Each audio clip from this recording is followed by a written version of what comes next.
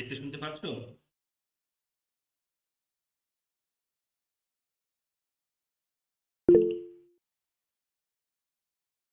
তুমি সলভ করেছো, বলো হেগেল।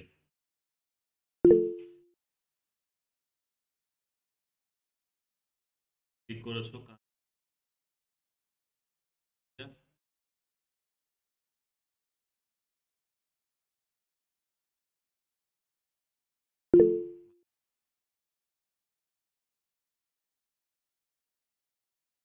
করলে কিন্তু মুশকিল স্যার, হবে। স্যার আমার না একটা কোশ্চেন আছে। স্যার, কালকে তো হেগেলটা পড়লাম, সেখানটায় আপনি বললেন যে বাদ প্রতিবাদ এইরকম চলতেই থাকবে, চলতে চলতে মানে এরকম একটা চরম সত্যে পৌঁছানো যাবে। ঠিক আছে, সেই চরম সত্যটা কি? আবার চরম সত্যটা যদি যুক্তি হয়, তাহলে উনি তো কান্টের দ্বারা প্রভাবিত হয়েছিলেন।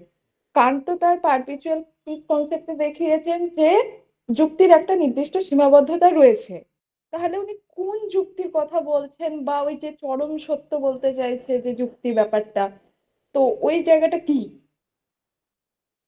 কি দ্বারা সেটা হবে? যুক্তি শেষ কথা ঠিকই। কথাটা হচ্ছে যে ওনার বক্তব্য হচ্ছে যে এই পরম সত্যটা হচ্ছে যে এর কোনো সীমা নেই, এর কোনো পরিসীমা নেই।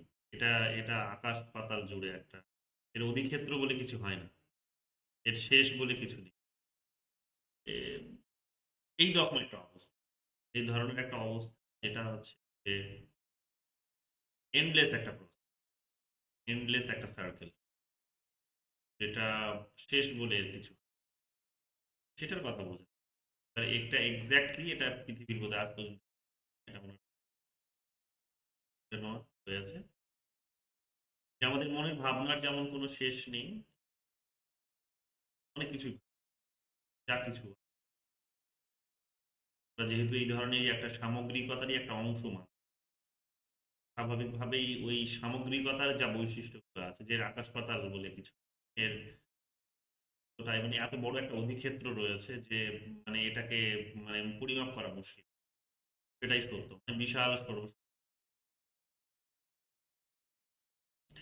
তো সেটাকেই তিনি এখানে বোঝাতে চেয়েছেন, ইন্ডিভিজুয়ালের মধ্যেও সেই আহ, আহ, ব্যাপার রয়েছে। কিন্তু তিনি বললেন যে সেই ভাবনার জায়গা থেকে সে, যেহেতু এটা আমরা ভেবে নিতে হবে, সিদ্ধ স্বতঃসিদ্ধ সত্য একটা ধরে নিতে হবে, সার্বিক সত্য। যুক্তির জায়গা থেকে তিনি অবশ্যই শুনছেন, কিন্তু যুক্তিতেই তিনি পৌঁছলেন, যুক্তি এই সমস্ত কিছু প্রমাণ করলেন, এটা ঠিক। কান্ট দেখিয়েছিলেন যুক্তির একটা লিমিটেশন আছে, তিনি এক ধাপ এগিয়ে এসে বললেন যুক্তির দিয়েই সমস্ত কিছু, লিমিটেশন যেটা উনি, এটাকে ইনি আরো এক ধাপ এগিয়ে নিয়ে গেছেন। লিমিটেশনস অবশ্যই ইনি দেখালেন, তিনি কিন্তু এখানে তিনি যুক্তির লিমিটেশনস দেখিয়ে তিনি সাম্যবাদের আইডিয়ায় পৌঁছেন। তিনি যুক্তিকে প্রমাণ করিয়ে যুক্তি আছে, সর্বশক্তিমানের ধারণা দিয়েই তুমি এই ধারণাটা তিনি যুক্তি দিয়ে ব্যাপারটিকে সীমাবদ্ধ করে একটা লিমিটেশন আছে। ওনার আর এনার মধ্যে পার্থক্য হচ্ছে, দিয়ে উনি দিয়ে উনি কান্ট যুক্তি দিয়ে সেখানে সীমাবদ্ধতা, যুক্তির সীমাবদ্ধতাটিকে দেখালেন এবং সেখানে সামগ্রিকতাটিকে এক প্রকার ভাবনার জায়গা থেকে ইনি এসে করলেন যেটা, সেটা হচ্ছে যে যুক্তি দিয়েই সেটা সম্ভব, যুক্তি দিয়েই আমরা হচ্ছে ভাবনার, যেটা সামগ্রিকতা, যেটা সত্য, যেটা ঈশ্বর, যেটা সর্বশক্তি, সেই সত্যে, সেই ঈশ্বরে, সেই সমস্ত, এটা ইনি বোঝাতে চেষ্টা করছেন। কিন্তু যতই বলুক না কেন যে তিনি হয়তো যুক্তি দিয়ে সম্ভব, সেটা একটা নিমিত্ত মাত্র। মানে তিনি তো একটা ফিউচারিস্টিক কথা বলছে, ফিউচারিস্টিক কথা, ফিউচারিস্টিক কথা মানে যেটা কালমার্কস পরবর্তীকালে চেষ্টা করছেন, সেই আইডিয়াটাই ইনিও তো একই আইডিয়াই নিয়ে এসেছেন। সুবাদী ক্ষেত্রে তিনি এই ধরনের একটা ভবিষ্যৎ, সেটা তো আমরা জানি না, কাজ থেকে দূর এগিয়ে হয়তো আমরা কিছুটা হয়তো সেই পথে এগোতে অনেকটা এগিয়ে বলেছেন, এই আর কি। মানে স্যার, বাদ মানে মানে থিসিস অ্যান্টিথিসিস মানে সিনথেসিস মানে চলতেই থাকবে, চলতেই থাকবে, এর কোনো শেষ নেই। শেষ নেই, কারণ তুমি যদি ইউনিভার্সের দিকে দেখো তাহলে দেখবে যে আজকেই দেখ যে আমরা যেখানে বসবাস করি সেটা হচ্ছে একটা জায়গা বাস করি। একটা পৃথিবীর মধ্যে একটা দেশের মধ্যে এইরকম পৃথিবী সৌরজগতের একটা অংশ। সৌরজগতে দেখবে এইরকম দেখবে এইরকম গ্যালাক্সি রয়েছে, গ্যালাক্সির পর গ্যালাক্সি, লক্ষ কোটি গ্যালাক্সি রয়েছে। শেষ বলে নেই, মানে খুঁজে পাবে না আদি অন্ত। সেখানে আর কি এই বিষয়, তো সেই জায়গায় আমরা কি করে এখানে বলতে পারি যে এটা একটা অনন্তকালের প্রক্রিয়া, এটা চলতেই থাকে। তুমি ডিসকভারি করবে, ডিসকভারি করে হয়তো আজকে তুমি চাঁদে পৌঁছতে, আবার 50 বছর পর হয়তো তুমি চাঁদ থেকে দেখা গেল মঙ্গলে পৌঁছো। মঙ্গলে পৌঁছানোর পর তুমি হয়তো দেখা গেল তুমি নেপচুনে। চলতেই থাকবে এই নিরন্তর প্রক্রিয়াটা, এটা একটা নিরন্তর প্রক্রিয়া। আর এটা তো বিন্দু মাত্র, এই যে নামগুলো যেগুলো তোমাদের এখানে বিন্দু, বিন্দুতেও বিন্দুরও তো একটা আকার আছে। পুরো জগতে যখন দিকে তাকাবে তখন দেখবে যে এর আকৃতি আকার বলে কিছু আকার শেষ বলে কিছু নেই, তুমি এটাকে কোনো আকারের মধ্যেই ফেলতে পারো। এই বিষয়গুলোকে এক প্রকার যেটা আমরা দেখছি লিমিটেশন, কত দূর আমাদের চোখ, আমাদের রিসার্চ যুক্তি, কিন্তু এই এই সূত্রগুলোকে ফলো করে যে যুক্তিগুলোকে যে জায়গায় পৌঁছেছি আমরা সেটা জায়গা। আরো কত রকমের যুক্তি, আরো কত রকমের নিয়ম, আরো কত রকমের কানুন সেখানে রয়েছে, এবং সেগুলো ঠিক কি সেগুলোকে আমরা এখনো লক্ষ কোটি বছর লেগে যাবে, সম্ভব নয় সেখানে। তো অসম্ভবের এক রাজত্বে আমরা এগোচ্ছি, সেটাই সত্য। তাই অসম্ভবের রাজ্যে আমরা যেটা চেষ্টা করলে হয়তো আজ থেকে 100 বছর আগে যেমন যেটা চাঁদে পৌঁছবো, এখন আমরা পৌঁছ প্রত্যেক দিন তুমি চেষ্টা যদি এইরকম ভাবে কন্ট্রাডিকশন ডাইলেকটিক্স যদি অবশ্যই সেখানে এর কাছে তুমি হয়তো একটা সময় হয়তো সেটা এখন সব বিষয়গুলো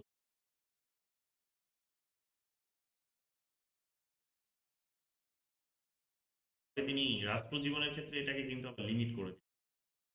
তিনি বলার চেষ্টা করলেন যে রাষ্ট্র জীবনের আইডিয়াতে এটা তিনি এখানে এটাই দেখিয়েছেন, যেহেতু একটা এথিক্যাল একটা ব্যাপার থাকে, ব্যক্তি যেহেতু সবসময় একাই যেহেতু কিছু করবে, নিজস্ব একটা কাজের লিমিটেশন লিমিটেশন কণা মাত্র, সার্বিকের একটা কণা মাত্র, একাই যেহেতু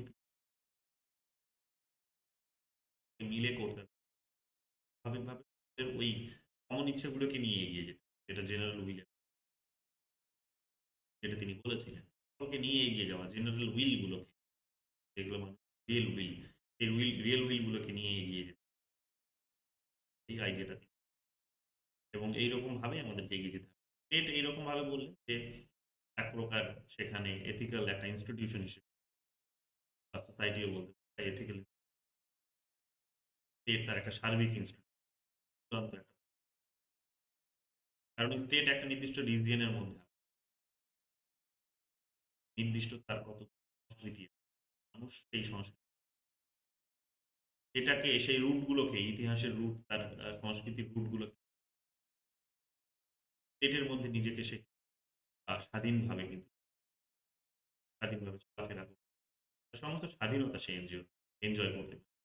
এর বাইরে বেরিয়ে সে কিন্তু মানে এই স্বাধীনতা কিন্তু এনশিওর করতে পারবে না, যে স্বাধীনতার সঙ্গে সংস্কৃতি।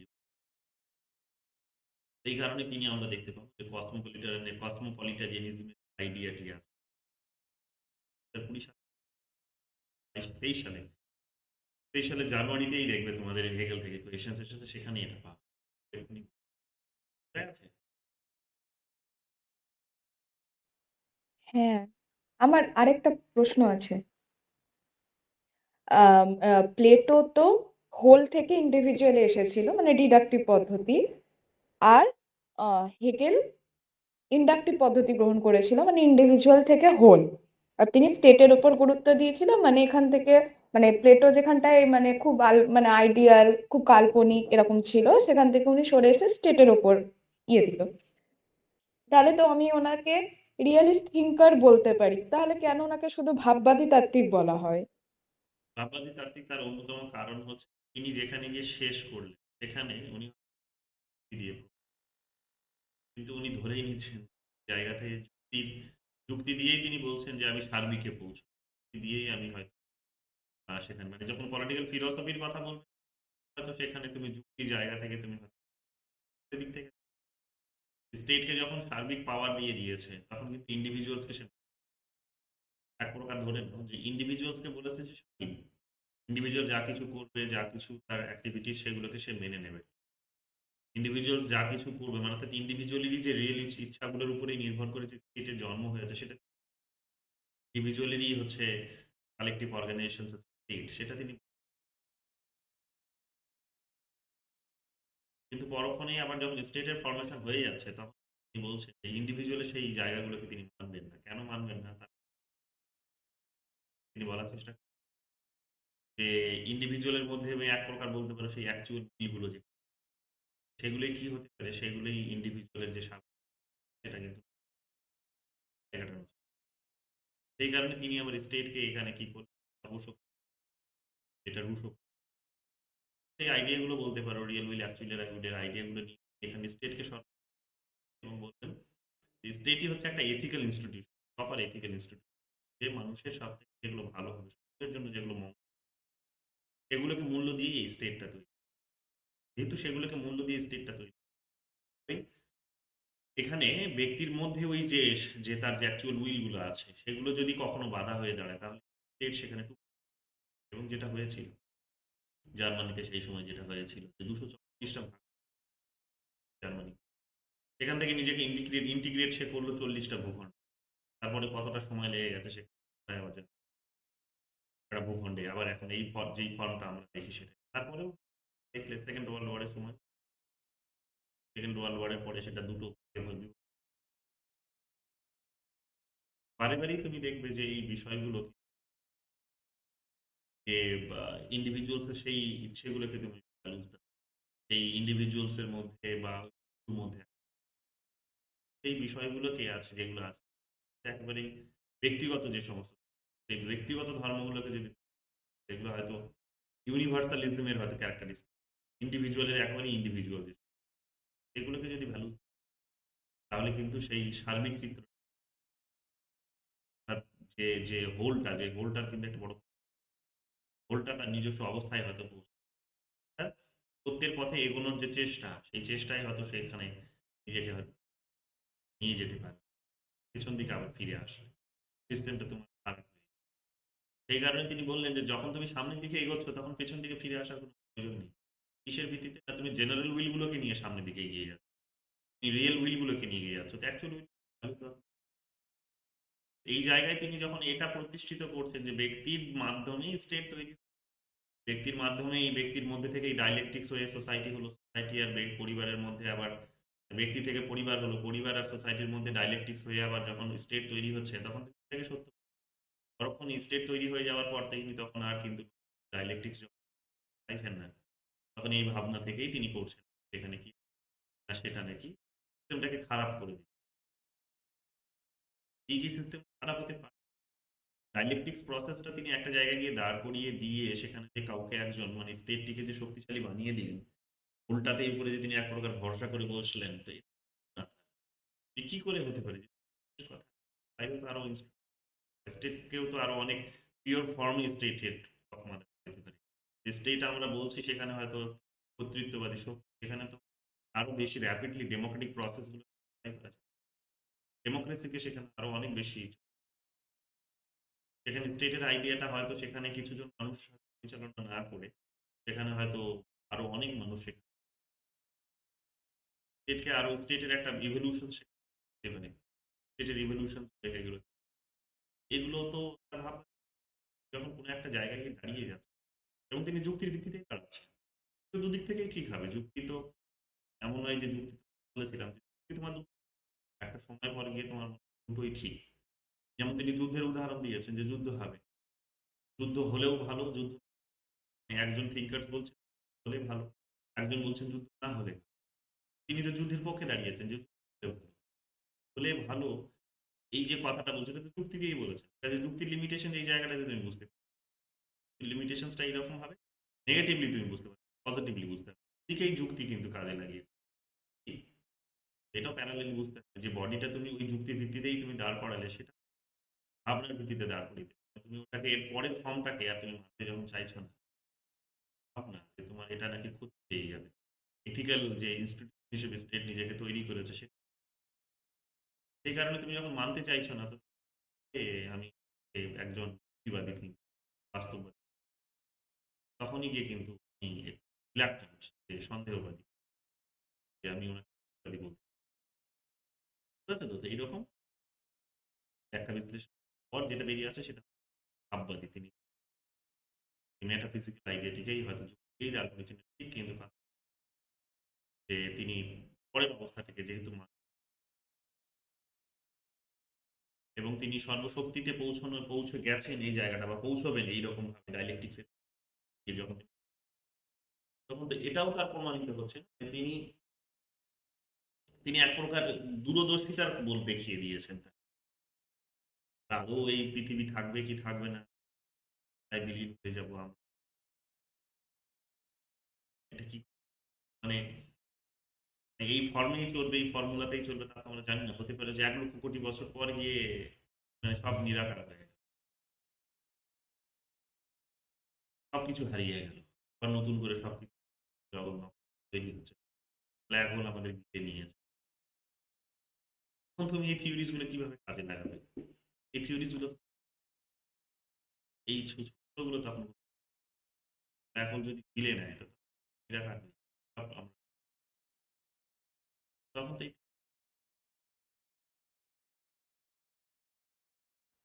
হ্যাঁ, বুঝতে পেরেছি। কোয়েশ্চেন থাকলে করলে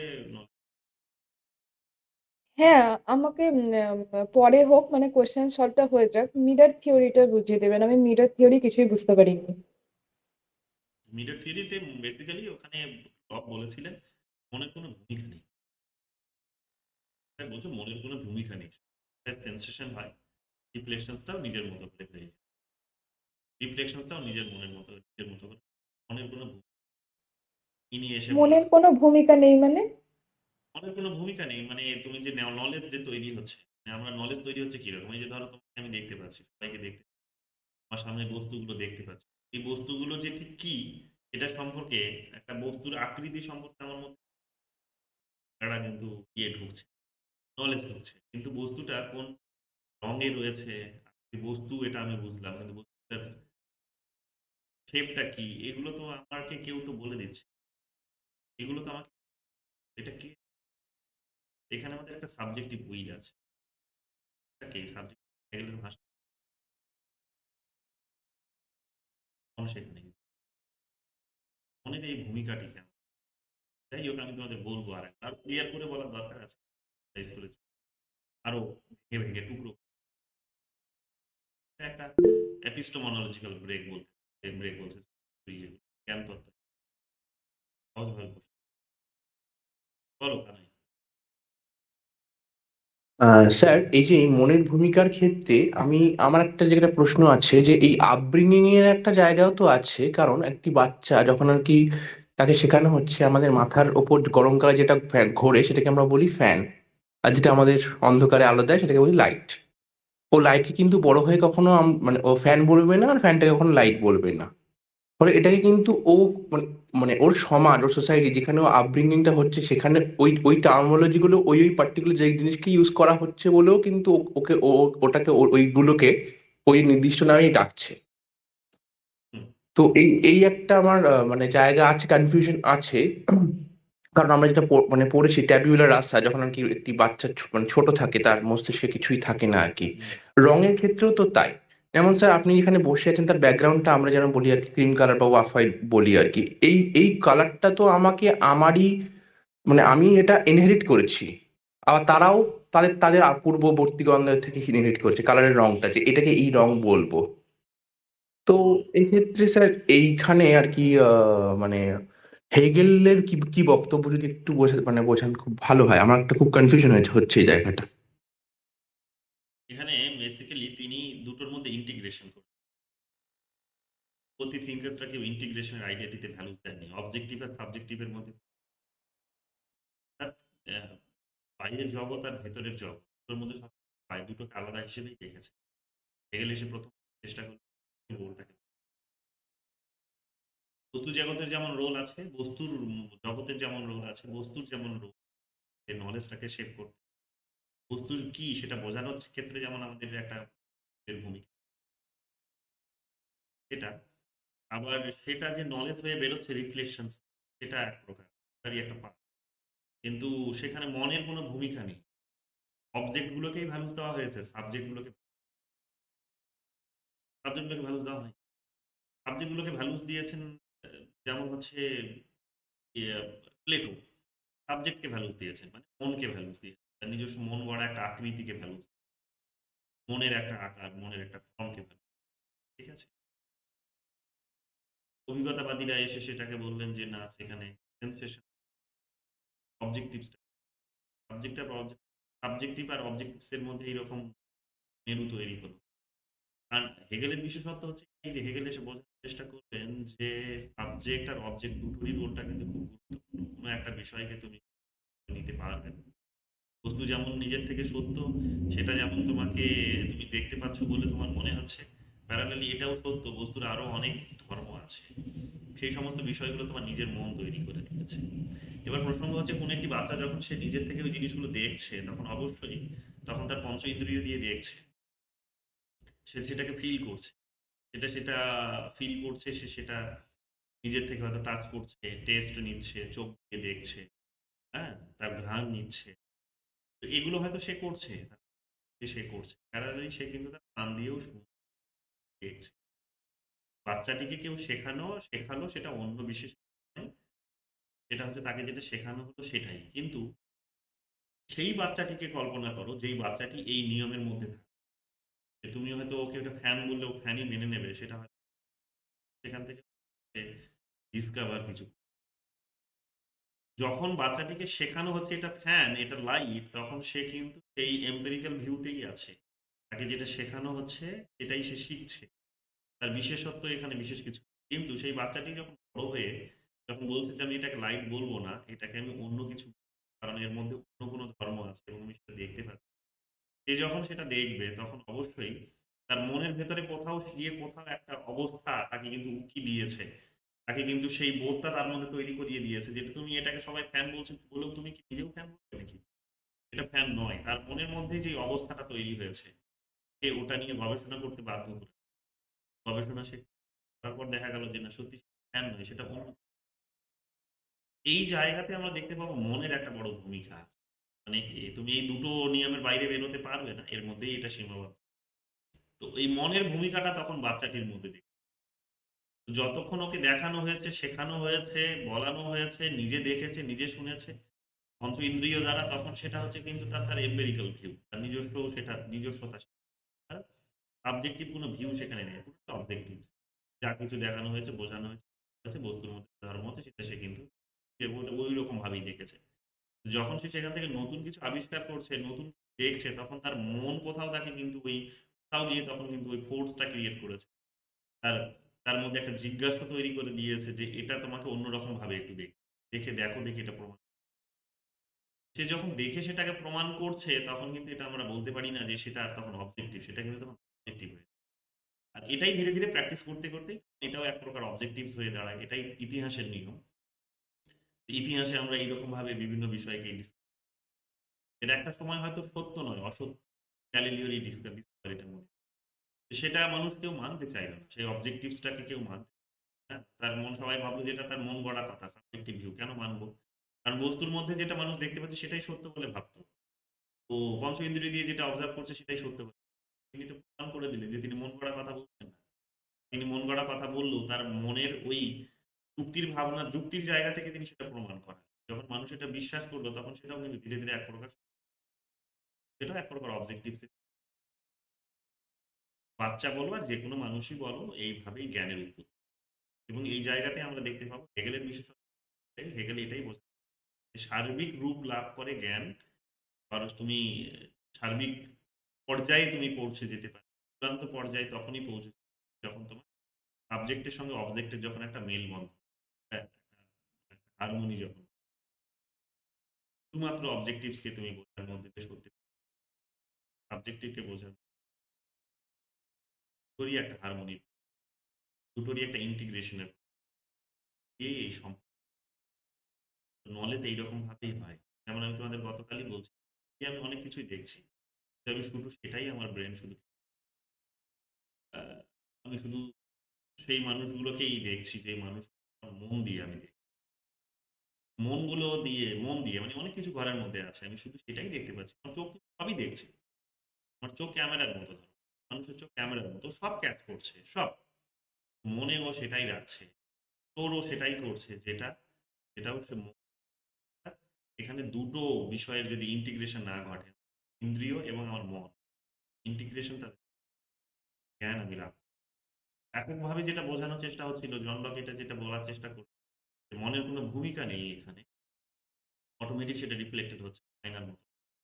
এখানে আমরা দেখতে পাবো মনের একটা কিন্তু একটা মনের ভূমিকাটা হচ্ছে এটাই যে মন ছাড়া আমাদের নলেজ তৈরি, নলেজ দেখলেই নলেজ তৈরি, বস্তুর মধ্যে যেটা আছে সেটা শুধু উপলব্ধি করাটাই হচ্ছে না। উপলব্ধি কে করাবে? সেটা এখন শিশু বলো আর গ্যালিলিও বলো আর যাই বলো, ইন্টিগ্রেশনই এইভাবেই সত্যি। তবে এই প্রক্রিয়ার মধ্যে দ্বান্দ্বিক প্রক্রিয়া, এই দ্বান্দ্বিক প্রক্রিয়ার মধ্যে দিয়ে তারা সেখানে কি প্রয়োগ করে দ্বান্দ্বিক প্রক্রিয়া হয়, সেখানে প্রত্যেকটা অবস্থার মধ্যে নেগেশন হয়, নেগেশন হতে হতে সার্বিক সত্যি পৌঁছানোর চেষ্টা করি। অলওয়েজ একটা নেগেশন, অলওয়েজ একটা যা কিছু আমি দেখছি সেটা হয়তো আমি দেখছি, এই যে বললাম এটা শুরুতে কেউ হয়তো দেখেছিল, তিনি তার কাছেও সেটা কিন্তু এটাকে অনেকে মেনে নিতে চায়, পরবর্তীকালে মেনে নিয়েছে, আবার অন্য ওটাকে চ্যালেঞ্জ করে যখন অন্য কেউ আবার নতুন কিছু দেখানোর চেষ্টা করেছে তখন সেটা মেনে নেয়। এক প্রকার ধর্মগুলোর মধ্যে থাকে। ধর্মগুলোকে রিফর্মস করার কথা বলেছে মানুষ, যখন দেখবে ইসলাম ধর্ম এসেছে, তো যে সমস্ত ভুল ভাবনাগুলো ছিল সেগুলোকে যখন তারা চ্যালেঞ্জ করেছে অন্যান্য ধর্মগুলোর ক্ষেত্রে, মানুষ মেনে নিতে চায়। ধীরে ধীরে মানুষ যখন এটা যুক্তি দিয়ে প্রমাণ করতে শিখেছে, যুক্তিটা তার মধ্যে যখন সত্যি প্রবেশ ঘটাতে সক্ষম হয়েছে, তখন দেখেছি সে মেনে নিয়েছে। এবার এখন দেখো ধর্মগুলোর মধ্যে আবার হয়তো কেউ সেটার পরিবর্তন করতে চাইছে, আরো অনেক বেশি সেটাকে বাস্তবিক করে তুলতে চাইছে মানুষ। আবার দেখো যারা ওই পুরোনো সিস্টেমটাকে মেনে চলছে তারা কিন্তু এখনো সেটাকে ওই পুরোনো নিয়ম কানুনগুলোকে কিন্তু তারা ভাবছে ওটাই সত্য, এটা নতুন যেটা এসেছে সেটা ইলুশন। যুগে যুগে দেখবে এটা যত বেশি এটার প্রচলন হবে, একবার যখন ডিসকভার হয়ে গেছে মানুষ টেস্ট করে দেখবে এই মানে এটা আটকাতে পারবে না। যে কোনো কিছু একটা যখন ডিসকভার হয়ে যায় এবং কোনো ভুল করেও যদি মানুষের মধ্যে ছড়িয়ে যায়, তাহলে বাস্তব সত্যটা হচ্ছে যে মানুষ ওটা কিন্তু লুকিয়ে লুকিয়ে হলেও কিন্তু সে সেটা কিন্তু উত্থাপন করবেই, সে কিন্তু তার টেস্টটা কিন্তু নেবেই, সত্যি সত্য কি মিথ্যা সে হয়তো জনসমাজের সবার জনসমক্ষে এসে হয়তো সেটা টেস্ট করবে না, গোপনে গোপনে হলেও কিন্তু সেটা টেস্ট করবে, ধীরে ধীরে ধীরে ধীরে ধীরে একটা সত্যে পরিণত হয়।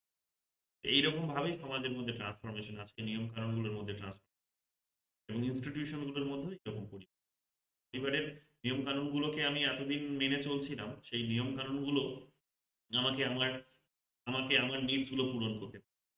এখন দেখা যাচ্ছে সেই নিয়ম কানুনগুলো এনাফ নয়, নতুন একটা সমাজ সংগঠন তৈরি হয়েছে, সেই সংগঠনগুলোর একটা সার্বিক রূপ হচ্ছে সিভিল সোসাইটি, সেখানে আমি আমার নিজের হয়তো আরো ডিমান্ড গুলোকে মানুষ তখন কিন্তু সেখানে পা রাখে। যখন রাখছে তখন হয়তো শুরুতে পরিবারকে এড়িয়ে গিয়েই সে সেটা করে। এবং আমরা সবাই এই জিনিসটাই করি। বাবা-মায়ের অবাধ্য হয়ে আমরা কিন্তু টেস্ট করে বাবা-মায়ের অবাধ্য হয়ে করি। আর যখন দেখি যে সেটা একেবারে বাস্তব সত্য, তখন বাবা-মাকে আর মূল্য দিই না। উল্টে বাবা-মাকেই তখন যে তুমি তো বলছিলে এটা ভুল, দেখো এটা ঠিক, আমি টেস্ট করে দেখেছি। বাবা-মাও হয়তো তখন এইরকম ভাবে কি হয় না নতুনের জন্ম হয়। এইরকম ভাবে সমাজের মধ্যে দ্বান্দ্বিক প্রক্রিয়ার মধ্যে দিয়ে সমাজ কিন্তু সত্যের পথে, এটাই হচ্ছে প্রক্রিয়া, এটাই সত্যের পথে এগোনোর একটা হচ্ছে, বোঝা যাচ্ছে? হ্যাঁ স্যার। এই হচ্ছে বিষয়। আর বলো, আর কি জানতে চাও? আর কোয়েশ্চেন শুরু করছি। খুব কম তোমরা জয়েন করেছো, কোয়েশ্চেন অনেকে সলভ করোনি, না সলভ করলে কিন্তু না বুঝতে পারবে না, মানে যতক্ষণ না তুমি মানে আমার কথা যত মানে দেখো আমি তোমাদের একটা পুরো সায়েন্টিফিক প্রসেস নিয়ে পড়াচ্ছি, একেবারে পুরো সায়েন্টিফিক প্রসেস। এটা যদি কোথাও গিয়ে ল্যাগ করে তাহলে কিন্তু একটু ভুগতে হবে, এটা একেবারে বাস্তব সত্য। আমি একটা টপিক পড়াচ্ছি, তারপরে তোমাদের বলছি যে পড়ো এটা, ডিটেলসটা দিয়ে দিচ্ছি বা তোমাদের বইটাও বলে দিচ্ছি, 10-12 লেখা আছে। সারাদিনের মধ্যে যদি সময় পাও এটা করো, করার পর কোয়েশ্চেন্স গুলো সলভ করো, সলভ করে তারপরে অ্যানালাইজটা বোঝা যে কি কেন হলো এটা, অন্য কেন কিছু হলো, অন্য তো অনেকগুলোই ছিল অপশন, সেগুলো কেন হলো না, এটাই কেন হলো, এটা যখন তুমি বুঝে যাবে তখন ওটার মধ্যে পারফেকশন।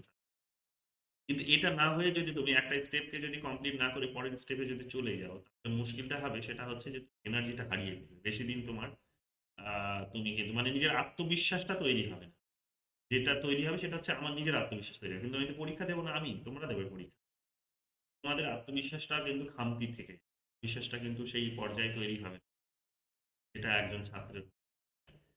এতে করে তোমাদের ক্ষতি হবে, মানে লাভ কি ক্ষতি বিশেষ হবে না, কিন্তু লাভ কিছুই হবে না।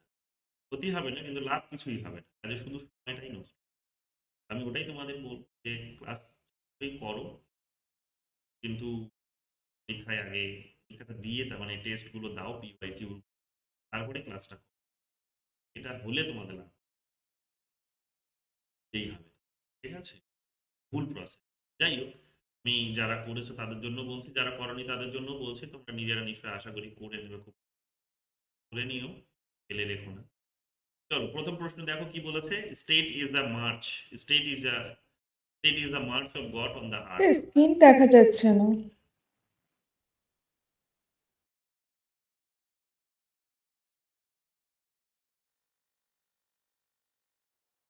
দেখতে পাচ্ছ? না, দেখা যাচ্ছে না। হ্যাঁ স্যার, শো করছে। শো করছে। প্রথম প্রশ্ন হচ্ছে, state is the March of god on the earth, who said this?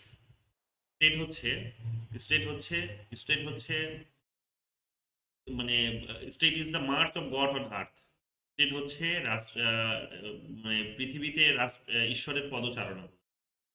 যে পৃথিবীতে এক প্রকার ঈশ্বর মানে কি, ঈশ্বর মানে হচ্ছে এখানে সর্বশক্তিমানের কথা বলা হয়েছে এক প্রকার। হ্যাঁ, যেভাবে আমরা এখন ঈশ্বরকে আরাধনা করছি সেই ঈশ্বর নয়। হ্যাঁ, অনেকটা এখন আমাদের সমাজ মেজরিটিরা এখন নেগেটিভ ওয়েতে ব্যবহার করছে এটাকে। আসলে ঈশ্বরের কনসেপ্ট এতটা ছোট নয়, ঈশ্বরের কনসেপ্ট অনেক মহান, অনেক মহান, অনেক কিন্তু এর একটা বড় তাৎপর্য। স্টেট হচ্ছে কি সর্বশক্তিমান, স্টেট সবকিছুকে নিজের মধ্যে সমাহিত করতে পারে। স্টেট হচ্ছে কিন্তু ডিফারেন্সকে ভ্যালুস দিতে পারে। ডিফারেন্ট স্টেটস হচ্ছে কিন্তু এক প্রকার বিভিন্নতাগুলোকে কিন্তু পোষণ করে। স্টেটের কনসেপ্ট হচ্ছে সেটা। তাহলে সেই স্টেট আমরা কি দেখতে পেয়েছি, যা নেগেশনস অফ নেগেশনস এর মধ্য দিয়ে কিন্তু তৈরি হয়েছে। কিভাবে? যুক্তির ভিত্তিতে, একেবারেই পরিবার, তারপরে সমাজ, সিভিল সোসাইটি, তারপরে পরিবার আর সিভিল সোসাইটির মধ্যে দ্বন্দ্বের ফলে স্টেট তৈরি হয়। বাট যেহেতু স্টেট তৈরি হয়েছে, তিনি এখানে বললেন যে সর্বশক্তিমান বানিয়ে দিলেন স্টেটকে। কেন বানালেন? তার অন্যতম কারণ হচ্ছে স্টেটই হচ্ছে moral institute, ethical institute. State কি করতে পারে না, সবার যেটা ভালো হবে, মঙ্গল হবে, ওয়েলফেয়ার হবে, যেটার মধ্যে দিয়ে সকলের অধিকার সুনিশ্চিত হবে, স্বাধীনতা সুনিশ্চিত হবে, সেটাকে করার দায়িত্বটা হচ্ছে স্টেটের। এবং যেহেতু সমস্ত বিভিন্নতাগুলোকে পোষণ করার ক্ষমতা আছে, কেন? কারণ সিভিল সোসাইটি আর পরিবারের মধ্যে দ্বন্দ্বের ফলে এর যেহেতু জন্ম হয়েছে। তো সিভিল সোসাইটি কে ছিল? সিভিল সোসাইটি ছিল কিন্তু ওই স্টেটেরই একটা মিনি রিফ্লেকশন, ছোট রিফ্লেকশন, ছোট বডি। যেখানে কি হয়েছে, বিভিন্ন সিভিল সোসাইটিগুলোর মধ্যে অন্তর্দ্বন্দ্ব ছিল, বা এক প্রকার পরিবার এবং সিভিল সোসাইটির মধ্যে অন্তর্দ্বন্দ্ব ছিল। তো যাই হোক, সিভিল সোসাইটির মধ্যে বিভিন্নতা ছিল, অনেকগুলো সংগঠন ছিল সেখানে, যে সংগঠনগুলো ব্যক্তির বা পরিবারের চাহিদাগুলোকে পূরণ, তাহলে সমস্ত চাহিদাগুলোর, সমস্ত বিভিন্নতাগুলোর সমাহার হচ্ছে কিন্তু কি এই স্টেট। আর এই স্টেট হচ্ছে কিন্তু এখানে এক প্রকার কি, এখানে একটা সর্বশক্তিমান একটা বডি। এবং তিনি এটা বলার চেষ্টা করলেন এইরকম ভাবে যে স্টেটের পরে মানে আর কোনো মানে এর পরে কেন আসবেন, মানে স্টেটই কেন, স্টেটকেই তিনি গড কেন বলছেন? এরপরে তো এখন আমরা তো বলতে পারি যে স্যার ইউনাইটেড নেশনস এসেছে, সেটাকেও তো আমরা গড বলতে পারতাম। তার না বলতে পারার অন্যতম কারণটা আমি কিছুক্ষণ আগেই তোমাদের বললাম, যে স্বাধীনতা এবং কালচার ভালো করে বোঝো, যে মানুষের লিবার্টি, অবশ্যই সেটা এথিক্যাল লিবার্টি, লিবার্টি এবং কালচার বা হিস্ট্রি এবং কালচার বলতে পারে ভালোভাবে। হিস্ট্রি এবং কালচার, মানুষ কিন্তু এই দুটোকে কিন্তু কখনো ভুলে যায় না, এই দুটোকে নিয়ে কিন্তু এগোতে চায়। হ্যাঁ, সবার কথা বলছি না, যে যদি এটা লিমিটেশন তার আলোচনা, আমি আসবো সেই জায়গায় পরে, বাট মোটামুটি ভাবে বুঝে নাও যে মানুষ কিন্তু তার ইতিহাস এবং তার সংস্কৃতি, এটার মধ্যে তার নিজেকে কিন্তু সে স্বাধীন দেখতে চায়, যে তার যে রুট আছে সেই রুটের মধ্যে সে নিজেকে স্বাধীন দেখতে চায়, তার যে ইতিহাস আছে সেই ইতিহাসের মধ্যে সে কিন্তু তার নিজেকে খুঁজে পায়। কিন্তু যখন আমরা স্টেট বলছি তখন সেই স্টেটের মধ্যে তার নিজের ইতিহাস এবং তার সেই সংস্কৃতিগুলোর কিন্তু এক প্রকার রিফ্লেকশন থাকে, অর্থাৎ স্টেট সেই তার নিজের সংস্কৃতি এবং তার ইতিহাসকে কিন্তু এখানে এখানে কিন্তু সংরক্ষণ করে, এখানে বৈধতা দেয়, সেগুলোকে যাতে সে প্র্যাকটিস করতে পারে তার জন্য একটা সুযোগ সুবিধা সে কিন্তু স্টেট তৈরি করে দেয়। কিন্তু ইন্টারন্যাশনাল স্পেস সেইটা কিন্তু প্রদান করতে পারে না। ইন্টারন্যাশনাল বডিজ গুলো যদি বলো, কসমোপলিটারিয়ান কোনো যদি ইনস্টিটিউশনস বলো, তাহলে সেগুলো কিন্তু সেটা প্রোভাইড করতে পারে না। তারা একেবারে এথিক্যাল ইনস্টিটিউশন হিসেবে তৈরি হতে পারে না। আবার অন্যতম কারণটা হচ্ছে এখানে যে মানুষের ইতিহাস আর সংস্কৃতি এটা থেকে আলাদা হয়ে যায়, অনেকটা আলাদা হয়ে যায়, যেহেতু অনেকটা বড় এটা একটা স্পেস। মানুষ সেই স্পেসের মধ্যে নিজেকে কিন্তু সিকিউর করতে পারে না এবং তার ইতিহাস এবং তার স্বাধীনতা, তার সংস্কৃতি সে এনজয় করতে পারে না। ফলে সেখানে কি হয়, কারো আইডিয়া তার উপর এসে চেপে পড়ে, কারো আইডিয়া সে অন্য কারো সংস্কৃতি উপভোগ, সে অন্য কারো ইতিহাস সে তখন নিজের বলে বহন করে চলেছে। কিন্তু একটা সময় পর গিয়ে তার রিয়েলাইজেশনস হয় যে সেটা আমার নিজের নয়।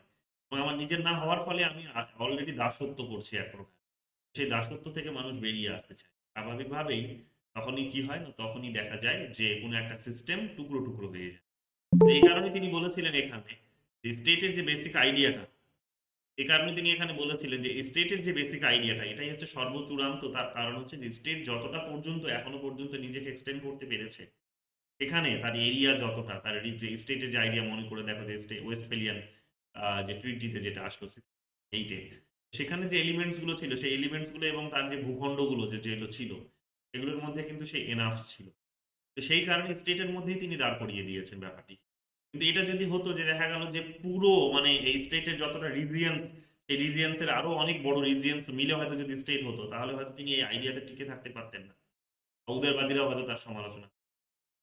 যাই হোক, মোটামুটি ভাবে আমাদের মাথায় রাখতে হবে যে সেই সময় নিরিখে স্টেটের যতটা রিজিয়ন্স ছিল, যতটা জনসংখ্যা, যা বৈশিষ্ট্য ছিল, মানুষের যতটা নিড ছিল, ডিমান্ড ছিল, সেগুলোকে মাথায় রেখে তিনি কিন্তু এই তার স্টেটের আইডিয়াটিকে দিয়েছেন, যেখানে তিনি স্টেটকে গড হিসেবে দেখার চেষ্টা করেন, গডের পদচারণা হিসেবে সেটা দেখার চেষ্টা করেন।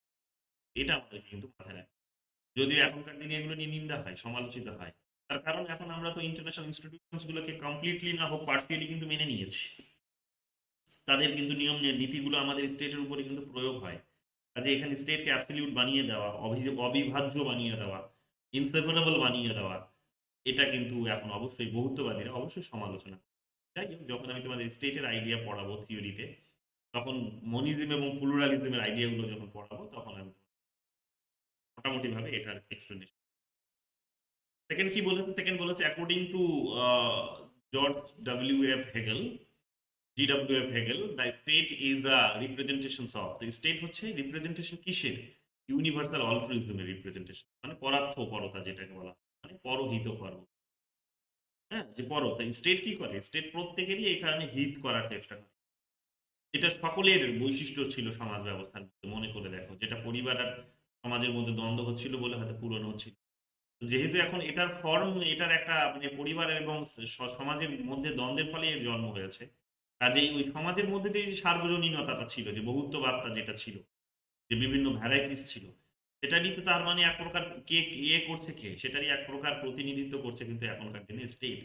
এই কারণে স্টেট এইভাবে সার্বিক হয়ে যায়, সর্বজনীন হয়ে যায় এবং সর্বজনীন পরতার কিন্তু কাজ করে, তার হিতবাদের কাজ করে, সবার কিন্তু উন্নতির কাজ করে, ওয়েলফেয়ারের, স্বাধীনতা সুনিশ্চিত করে। এই কারণে এটা সঠিক হয়ে যাবে ইউনিভার্সাল অল্ট্রুইজম। এটা চলে আসছে 2022 সালের জানুয়ারি মাসে, এই কোয়েশ্চেন 2023 সালের জানুয়ারি মাসে এই কোয়েশ্চেনটা এসেছে, ওয়েস্ট বেঙ্গল সেটে এসেছে এই কোয়েশ্চেনটা। কি বলছে এখানে? GWF Hegel symbolized the highest achievement of German idealism in political thought।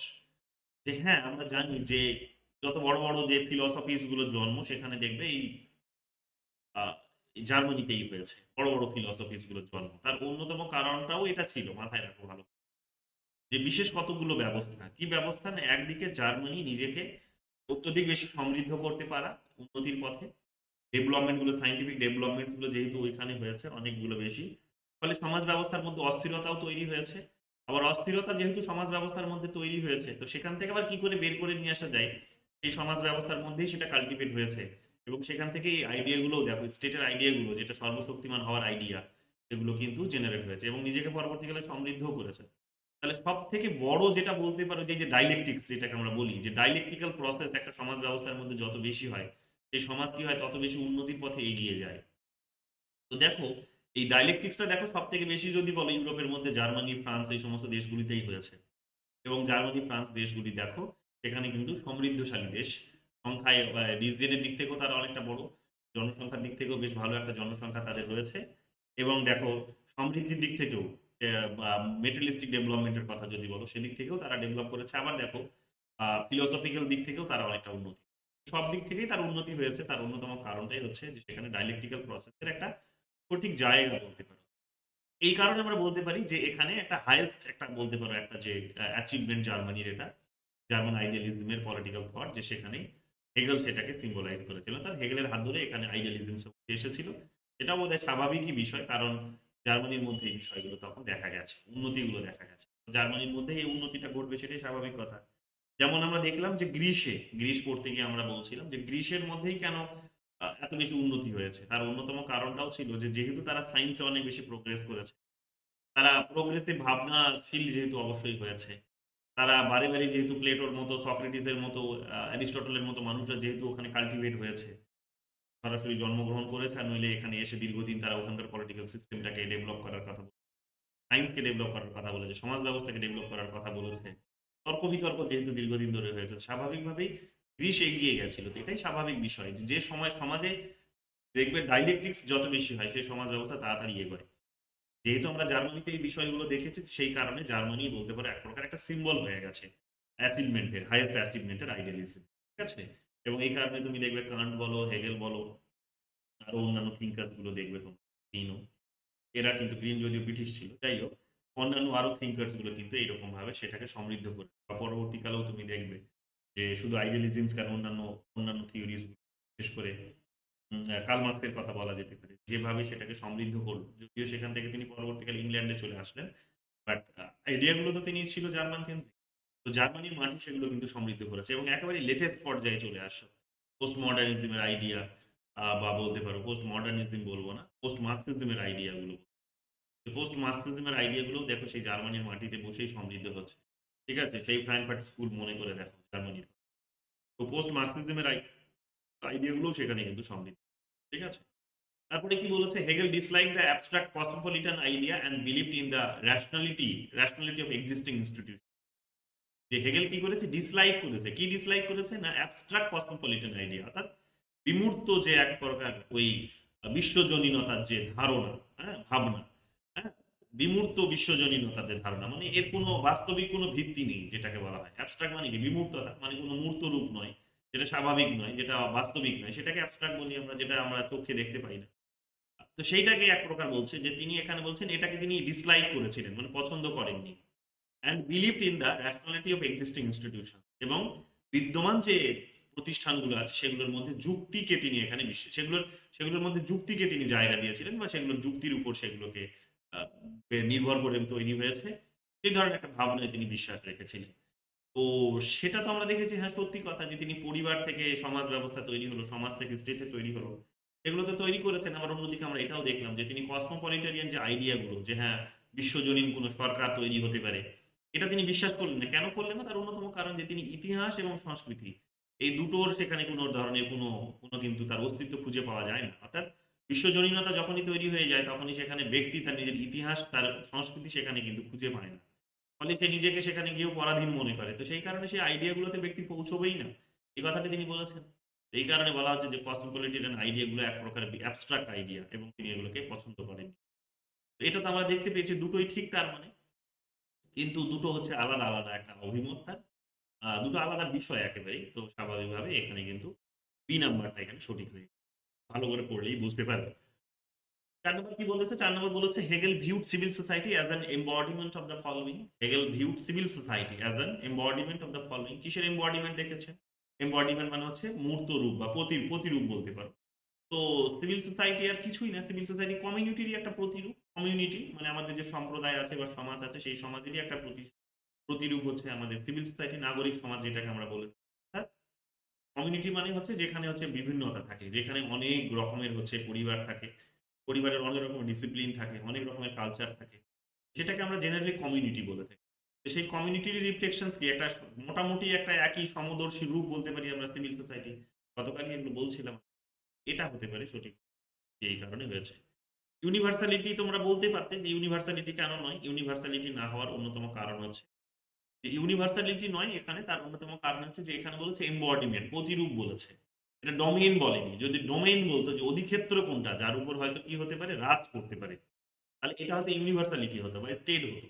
স্টেটের যদি অধিক্ষেত্র হয় তাহলে কোনটা? স্টেটের অধিক্ষেত্র সিভিল সোসাইটি বা কমিউনিটি। কেন? কারণ স্টেট মানে অধিক্ষেত্র মানে হচ্ছে যে এক প্রকার, বা ডোমেইন মানে হচ্ছে যেটার উপর রাজ করতে পারে। তো রাজ করার যে জায়গাটা সেটা হচ্ছে কমিউনিটি। স্টেট যদি রাজ করে কারো উপর, স্টেট যদি কারো উপর রুল করে তাহলে সেটা কমিউনিটি হবে বা সিভিল সোসাইটি। এটা হতে পারে সঠিক উত্তর। কিন্তু এখানে যেভাবে প্রশ্নটি করেছে সেই কারণে এটার উত্তর। ৫ নম্বরে চলে আসি। ৫ নম্বরে কি হবে? Who among the following influence the Hegelian philosophy? Hegelian ফিলসফিকে ইনফ্লুয়েন্স করেছিলেন, প্রভাবিত করেছিলেন আমরা জানি, গতকালই বললাম, তো এক্ষুনি আলোচনা হচ্ছিল। ইমানুয়েল কান্ট, পারপিচুয়াল পিস এর কনসেপ্ট যিনি দিয়েছেন, যিনি ভাববাদী আইডিয়া দিয়েছেন আমাদের সামনে। হ্যাঁ? তিনিও একজন জার্মান থিঙ্কার্স, ভাববাদী আইডিয়া তিনি দিয়েছেন। তিনি রেশনালিটি এবং রেশনালিজম এবং এম্পিরিসিজম এর মধ্যে একটা মেলবন্ধন ঘটানোর চেষ্টা করেছিলেন। তৃতীয় রাস্তা তৈরি করেছিলেন, যে রাস্তাটা আবার কিন্তু ভাববাদের দিকেই পৌঁছয়। এই ধরনের একটা ভাবনা তিনি তৈরি করেছিলেন। আরো অনেক কিছুই তিনি এনার কাছ থেকে নিয়েছেন। একটুখানি রিফ্রেশ করলে পেজটা বোধহয় বেরিয়ে আসবে। এখানে আমি আরো অনেক কিছু লিখে দিয়েছি তোমাদের। হ্যাঁ? নিশ্চয়ই সুবিধা হবে। এখানে দেখো আমি অনেক কিছু লিখে দিয়েছি এখানে সুন্দর করে। যে তিনি এখানে কি করেছিলেন? ১ নম্বর হচ্ছে সাবজেক্টিভ কন্ট্রিবিউশনস টা নিয়েছিলেন। এই যে যেটা তোমাদের বললাম সাবজেক্টিভ কন্ট্রিবিউশনস। যে Hegel adopted Kant's idea of subjective contributions of the mind in shaping experience. যেই যে মনের যে ধারণা, মাইন্ড, মনের যে ধারণা, মনের যে অস্তিত্ব আছে এবং সে যে একটা গুরুত্বপূর্ণ রোল প্লে করে নলেজ তৈরি করার ক্ষেত্রে। তো সেইটা তিনি কিন্তু কার কাছ থেকে নিয়েছিলেন সেটা আমরা দেখতে পাবো কান্টের কাছ থেকে নিয়েছিলেন। আর কি নিয়েছিলেন তিনি? আর এখানে আমরা দেখতে পাবো যে dialectical methods, Hegel dynamic process of thesis, antithesis and synthesis was influenced by Kant's synthesis, a prior judgment, যে পূর্ব নির্ধারিত একটা বিষয়, পূর্ব সম্মতি যেটাকে জেনারেলি বলে হয় থাকে, পূর্ব সম্মতি, পূর্ব নির্ধারিত যে বিষয়, পূর্ব নির্ধারিত বিষয়ে আমরা দেখতে পাচ্ছি কি যে থিসিস, অ্যান্টিথিসিস এবং সিনথেসিস হয়ে তুমি যে জায়গায় পৌঁছবে সেটা কি? সেটা হচ্ছে আলটিমেটলি আর কিছুই না। এটা হয়তো যুক্তির মধ্য দিয়েই হচ্ছে, কিন্তু পৌঁছবে তুমি সেই অধিক্ষেত্রে গিয়েই যেখানে হয়তো কি হবে না, যেখানে হয়তো তোমার ওই ভাবনাই বিরাজ করছে। কি ভাবনা বিরাজ করছে? যে না ওটাও শেষ নয়, ওটাও কিন্তু ওটা সবই বলতে পারো শুরু হলো। মানে শেষ বলে কিছু নেই। তো কাজেই তুমি যুক্তির মধ্য দিয়েই পৌঁছাও না কেন, যুক্তির মধ্য দিয়ে পৌঁছলেও তুমি আল্টিমেটলি যেখানে গিয়ে পৌঁছবে সেটাও কিন্তু শেষ নয়। সেটাও কিন্তু এক প্রকার একটা বলতে পারো ধাঁধা। সেটাও এক প্রকার কিন্তু একটা স্পেস। সেখানেও কিন্তু কোনো মাটি নেই। সেখানেও কিন্তু তুমি একটা শূন্যে দাঁড়িয়ে আছো। তো এই যে কনসেপ্ট গুলো যে থিসিস, অ্যান্টিথিসিস এবং সিনথেসিস এর মধ্য দিয়ে তুমি যেখানে পৌঁছলে সেটা আর কিছুই না। সেটা হচ্ছে পূর্ব ধারণা যে কি? না তুমি যতই করো না কেন এখানে সত্য কিন্তু এটাই যে তুমি এর শেষ বলে কিছু খুঁজে পাবে না। কাজেই আমাদেরকে ভাবনার জায়গা থেকে একটা স্বতঃসিদ্ধ সত্য ধরে নিতে হবে। এই যে বিষয়গুলো প্রায়র জাজমেন্ট এর কনসেপ্ট, সিনথেসিস এর প্রায়র জাজমেন্ট, এগুলো আমরা কান্টের কাছ থেকেই নিতে দেখেছি। আর কি নিয়েছেন? রিজনস রোল নিয়েছেন। রিজনস রোল, রিজন, যুক্তি। কি বলেছে? Like Kant, Hegel emphasizes the role of reason, seeking to reconcile subjective and objectivity. এই যে যেটা বললাম, reconcile করার চেষ্টা করি। যে যুক্তির ভিত্তিতে এখানে কি হলো? যুক্তির ভিত্তিতে এখানে আমরা দেখতে পেলাম যে সাবজেক্টিভিটি এবং অবজেক্টিভিটির মধ্যে একটা রিকনসাইল হলো। রিকনসাইলেশনস যেটাকে আমরা বলি। অর্থাৎ মেলবন্ধন বলতে পারি এক প্রকার। যে যদি যেটা আমি চোখ দিয়ে দেখছি, বস্তুগুলো দেখছি, এই বস্তুগুলো জ্ঞান নয়। জ্ঞানটা তখনই তৈরি হবে যখন আমার নিজস্বতা সেখানে থাকবে। মনের একটা রোল যখন থাকবে। তো এই দুটোকে মিলে এখানে কি হবে? জ্ঞান হবে। এককভাবে না তো এখানে মন, এককভাবে না তো এখানে হচ্ছে বস্তু। দুটোর মেলবন্ধনে রিকনসাইলেশনস এ এখানে কি হবে? রিকনসাইলেশন এ এখানে কিন্তু নলেজ জেনারেট হবে। যুক্তির ভিত্তিতেই হবে। তো এই যে ভাবনাটা, এই যে যুক্তি, এই যে আর্গুমেন্ট, এটাও তিনি কান্টের কাছ থেকেই নিয়েছিলেন। আর কি নিয়েছিলেন? ওভার ওভারকামিং ডুয়ালিজমস নিয়েছিলেন। হ্যাঁ? এগুলো আমি আর যাচ্ছি না। এগুলো তোমরা দেখে নিও। এগুলো অ্যাবসলিউট আইডিয়ালিজম এরও আইডিয়া নিয়েছিলেন। যে চূড়ান্ত যে ভাববাদ, চূড়ান্ত ভাববাদের আইডিয়াটাও তিনি তার কাছ থেকে নিলেন। যে যুক্তি দিয়েই তুমি প্রমাণ করবে, কিন্তু আল্টিমেটলি কিন্তু সেই ভাববাদের রাজত্বেই তুমি পৌঁছবে। তো স্বাভাবিকভাবে তোমাকে কিন্তু এগুলো মেনে নিতে হবে। ডুয়ালিজমের আইডিয়াটাও তিনি নিয়েছেন এখানে। এগুলো দেখে নিও। ঠিক আছে? যে নমিনাল এবং ফনোমেনাল এর মধ্যে এগুলো বলবো আমি, এগুলো তোমাদের পরে কান্ট পড়াবো তখন ডিটেইলস এ বলবো। আপাতত এগুলো একটু দেখে নাও তাহলেই হবে। 6 নম্বরে কি বলেছে এখানে? 6 নম্বর বলেছে which of the following is not correct for Machiavelli and Hegel the state is based on force. তো এটা তো আমরা দেখতে পাচ্ছি যে মেকিয়াভেলি এবং হেগেল এটা বলেছে যে ফোর্স এর উপর তৈরি হয়েছে। না, এটা কারেক্ট নয়। মেকিয়াভেলি এবং হেগেল কখনো এই ধরনের কথাগুলো বলেনি। ফোর্স এর উপর ভিত্তি করে হয়েছে। তারা তো বলেছেন যুক্তির উপর ভিত্তি করে হয়েছে। মানে এট লিস্ট হেগেল তো বলেছেন যে যুক্তির ভিত্তিতে তৈরি হয়েছে। মেকিয়াভেলিও আমরা সেই উদ্দেশ্যেই দেখতে পেলাম যে যুগে সেই কথাগুলো মোটামুটি সেই ধরনেরই কথা বলেছেন। যাই হোক, হেগেলের কথা আমরা এখানে চর্চা করছি। হেগেল তো আমরা দেখলাম যুক্তির ভিত্তিতে তৈরি হয়েছে, থিসিস, অ্যান্টিথিসিস এবং সিনথেসিস এর মধ্য দিয়ে হয়েছে এবং কোনো রকম ভাবে যুক্তি বল প্রয়োগ করে না, এটা যুক্তির ভিত্তিতে হয়েছে। মানুষ নিজেদের প্রয়োজনেই কিন্তু এখানে স্টেটে নির্মাণ করে, সেটাই তো উঠে আসলো তার আলোচনায়। প্রয়োজনে মানুষ এটাকে স্টেট তৈরি। জন স্টুয়ার্ট মিল এবং টি.এইচ. গ্রিনের কনসেন্টের ধারণা অবশ্যই আছে, সম্মতির ভিত্তিতে এখানে স্টেট তৈরি হবে, সেগুলো আমরা পড়ব। কার্ল মার্কসেরও এখানে আমরা দেখতে পাবো ক্লাস এক্সপ্লয়টেশনের কথা তিনি বলেছেন, হ্যাঁ, শ্রেণী সংগ্রামের কথা। গান্ধিয়ান ফিলোসফিতে এখানে যেটা বোঝানোর চেষ্টা হচ্ছে employ their resources to balance for and good. বলবো এগুলো ডিটেলসে। 7 নম্বরে চলে আসো। 7 নম্বর চলে আসো। এখানে 7 নম্বরে কি বলেছে? 7 নম্বর বলেছে how does the Hegel explain freedom in state. যে হেগেল এখানে স্টেটের মধ্যে ফ্রিডমকে কিভাবে দেখেছেন। স্টেটের মধ্যে এখানে হেগেল ফ্রিডমকে দেখেছেন, তিনি বলেছেন লিমিটেশনস অ্যান্ড কনস্ট্রেইন্ট। প্রথমটা হবে না, প্রথমটা আমরা সম্ভবত হবস পড়তে গিয়ে পেলাম, তাই না? অ্যাবসেন্স অফ রিস্ট্রেন্ট, হবস পড়তে গিয়ে পেলাম এটা আমরা। যে এটা তিনি বলেছিলেন যে স্বাধীনতা তখনই মানুষ এনজয় করতে পারবে যখন সেখানে কোনো রকমের বাধা থাকবে না।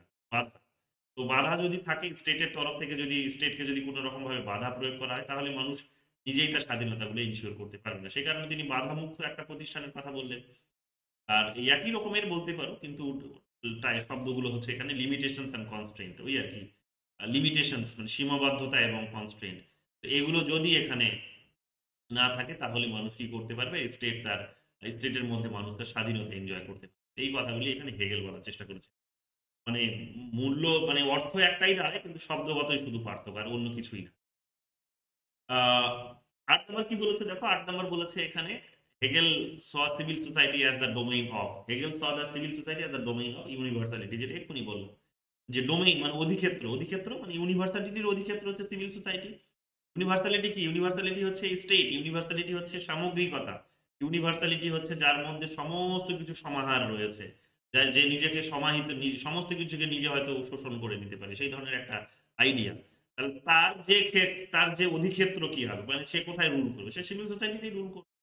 সিভিল সোসাইটির কথা এরকম ভাবে তিনি বোঝান। ৯ নম্বরে চলে আসুন। ৯ নম্বরে ম্যাচিং দিয়েছে, এখানে হেগেলটাই শুধু বলছি, বাকিগুলো পরে আলোচনা করব। হেগেলটা কি বলেছে এখানে? State is the March of god on earth, এক্ষুনি বলে দিলাম, আর প্রয়োজন নেই প্লেনের। ১০ নম্বরটা এখানে কি ছিল? এখানে আবার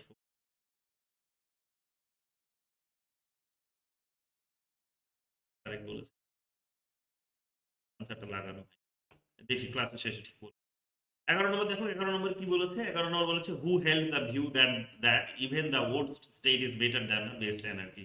হেগেল বলেছেন যে অ্যানার্কি থেকে একটা খারাপ রাষ্ট্র অনেক ভালো। অ্যানার্কি হলে আসলে যে অবস্থাটা হয় সেটা হচ্ছে যেটা 234 স্টেট হলে যেটা আল্টিমেটলি মানুষ দেখেছে, সেটা যে অ্যানার্কি, সেটা একপ্রকার যে মানুষ অত্যধিক বেশি নিজের স্বাধীনতার পক্ষে চলতে গিয়ে আল্টিমেটলি যেটা করেছে সেটা হচ্ছে কি, নিজেরা টুকরো টুকরো হয়ে গেছে। টুকরো টুকরো হওয়ার পেছনে আল্টিমেটলি যেটা হয়েছে, টুকরো টুকরো হওয়ার ফলে নিজেরা হয়তো ভেবেছিল স্বাধীনতা এনজয় করতে পারবে, কিন্তু দেখা গেল কি যে বিদেশিরা এসে সেখানে তাদেরকে দখল করছে। যেহেতু তাদেরকে রক্ষকের মানে বিদেশিরা এসে রক্ষকের ভূমিকায় আসছে, যেমন নেপোলিয়নের কথা বলা যেতে পারে। রক্ষকের ভূমিকায় আসছে, কিন্তু তারা নিজেরাই ভক্ষক হিসেবে কিন্তু উঠে আসছে। তো স্বাভাবিকভাবেই তিনি এখানে এটা যেটা বোঝানোর চেষ্টা করলেন সেটা হচ্ছে যে অ্যানার্কি বরং না থাক, বিশৃঙ্খলা বরং না থাক, বরং একটা খারাপ স্টেটই হোক না কেন, যে সেখানে হয়তো স্টেট খুবই সর্বশক্তিমান, হ্যাঁ, সর্বশক্তিমান হয়তো স্টেট, এই যে জনগণের হয়তো সেখানে খুব একটা বেশি স্বাধীনতা নেই, কিন্তু পরোক্ষভাবে ঘুরিয়ে কিন্তু তিনি এবার এটা বলার চেষ্টা করছেন যে তুমি হয়তো অনেকে বলতে পারো যে সর্বশক্তিমান স্টেট, কিন্তু কথাটা হচ্ছে স্টেট তো আর নিজের থেকে নিজের উন্নতির জন্য কিছু করবে না, সে করবে জনগণের, মানে স্টেট অন্য কারোর জন্য উন্নতি করবে না, ওর যা উদ্দেশ্য, যা অবজেক্টিভ, সেটা হচ্ছে কিন্তু জনগণেরই কিন্তু সে উন্নতি করা। কেন? কারণ জনগণই তাকে জন্ম দিয়েছে। কাজে তুমি এখানে ওকে সমালোচনা করতে পারো, খারাপ বলতে পারো, খারাপ হতে পারে সে, কিন্তু তার কিন্তু উদ্দেশ্য কিন্তু জনগণের কল্যাণই করা। এইরকম ভাবে তিনি বলার চেষ্টা করেছিলেন এক প্রকার যে worse state is better than the best anarchy, যে বেস্ট এনার্কি থেকেও কিন্তু ওয়ার্স স্টেটটা অনেক ভালো। এটা তিনি বোঝানোর চেষ্টা করেছেন। ১১ নম্বরে কি বলেছে? According to Hegel state is not, according to Hegel state is not, হেগেলের মতে স্টেট কি নয়? তো বলছে incarnation of universal egoism. Incarnation মানে হচ্ছে একটা প্রতিরূপ বলতে পারো, যে ইউনিভার্সাল ইগোইজমের কনসেপ্ট আমরা তো বোধহয় ম্যাকিয়াভেলি পড়তে গিয়ে পেলাম, ম্যাকিয়াভেলির কনসেপ্টের মধ্যে আমরা পেলাম, কিন্তু ইনি এটা বলেননি। ইনি একটুখানি বলেছেন যে ইগোইজম নয়, বরং বলা যেতে পারে যুক্তির জায়গা থেকে এগুলো হয়েছে এবং মানুষের কল্যাণের ভাবনা থেকেই হয়। মানে এই কথাটা তিনি অ্যাটলিস্ট বলেননি। হ্যাঁ, তিনি যুক্তিকে এখানে জায়গা দিয়েছিলেন। ঠিক আছে? যুক্তিকে জায়গা দিয়েছিলেন এবং অনেকটা বলতে পারো যে মানুষের স্বাধীনতাকে ইনশিওর করার জন্যই বরং আরো অনেকটা যুক্তি প্রয়োগ করে বলেছিলেন। কিন্তু ইগোইজমের জায়গা থেকে এটা কার্ল মার্কস মেকিয়াভেলিকে আমরা কেন বলি? তার অন্যতম কারণ হচ্ছে যে তিনি এত ধার ধারেননি। তিনি সহজ ভাষায় স্টেটকে অত্যধিক বেশি ভ্যালুস দিয়েছেন। তিনি সরাসরি এখানে তিনি নিজেই স্বীকার করেছেন যে আমি কোনো থিওরি লিখতে এখানে আসিনি। আমি এখানে কোনো ফিলসফিও লিখতে আসিনি। আমার সহজ কথা হচ্ছে যে কিভাবে প্রিন্স তার নিজের রাজত্ব ধরে রাখতে পারবে সেটাই আমার উদ্দেশ্য। যেহেতু তিনি এখানে এত বেশি ঘোরানো ফেরানোর চেষ্টা করেননি, তো স্বাভাবিকভাবে সেখানে আমরা বারে, বারে দেখেছি যে একটা বড় অহংবাদের জায়গা তিনি কিন্তু তুলে ধরেছিলেন যে স্টেটের। তো ইনিও হয়তো অহংবাদের জায়গাটাকে তুলে ধরেছিলেন যে স্টেটকে সর্বশক্তিমান করে দিলেন। স্টেটই হয়তো শেষ কথা। স্টেটই মার্চ হবে, এখানে মার্চ অফ গড হবে। তো তারপরও আমরা দেখলাম যে কিছু পরিমাণে কিন্তু যুক্তিকে তিনি কিন্তু ভ্যালুস দিলেন যে ব্যক্তির প্রয়োজনেই যে এই স্টেটটা তৈরি হয়েছে, সেটা কিন্তু তিনি সেটা কিন্তু তিনি মেনে নিলেন। এবং ডায়ালেকটিক্যাল প্রসেস এর মধ্যে দিয়ে যেটা হয়েছে সেটাও কিন্তু তিনি এক প্রকার মেনে নিলেন। এটা আমরা দেখতে পাচ্ছি।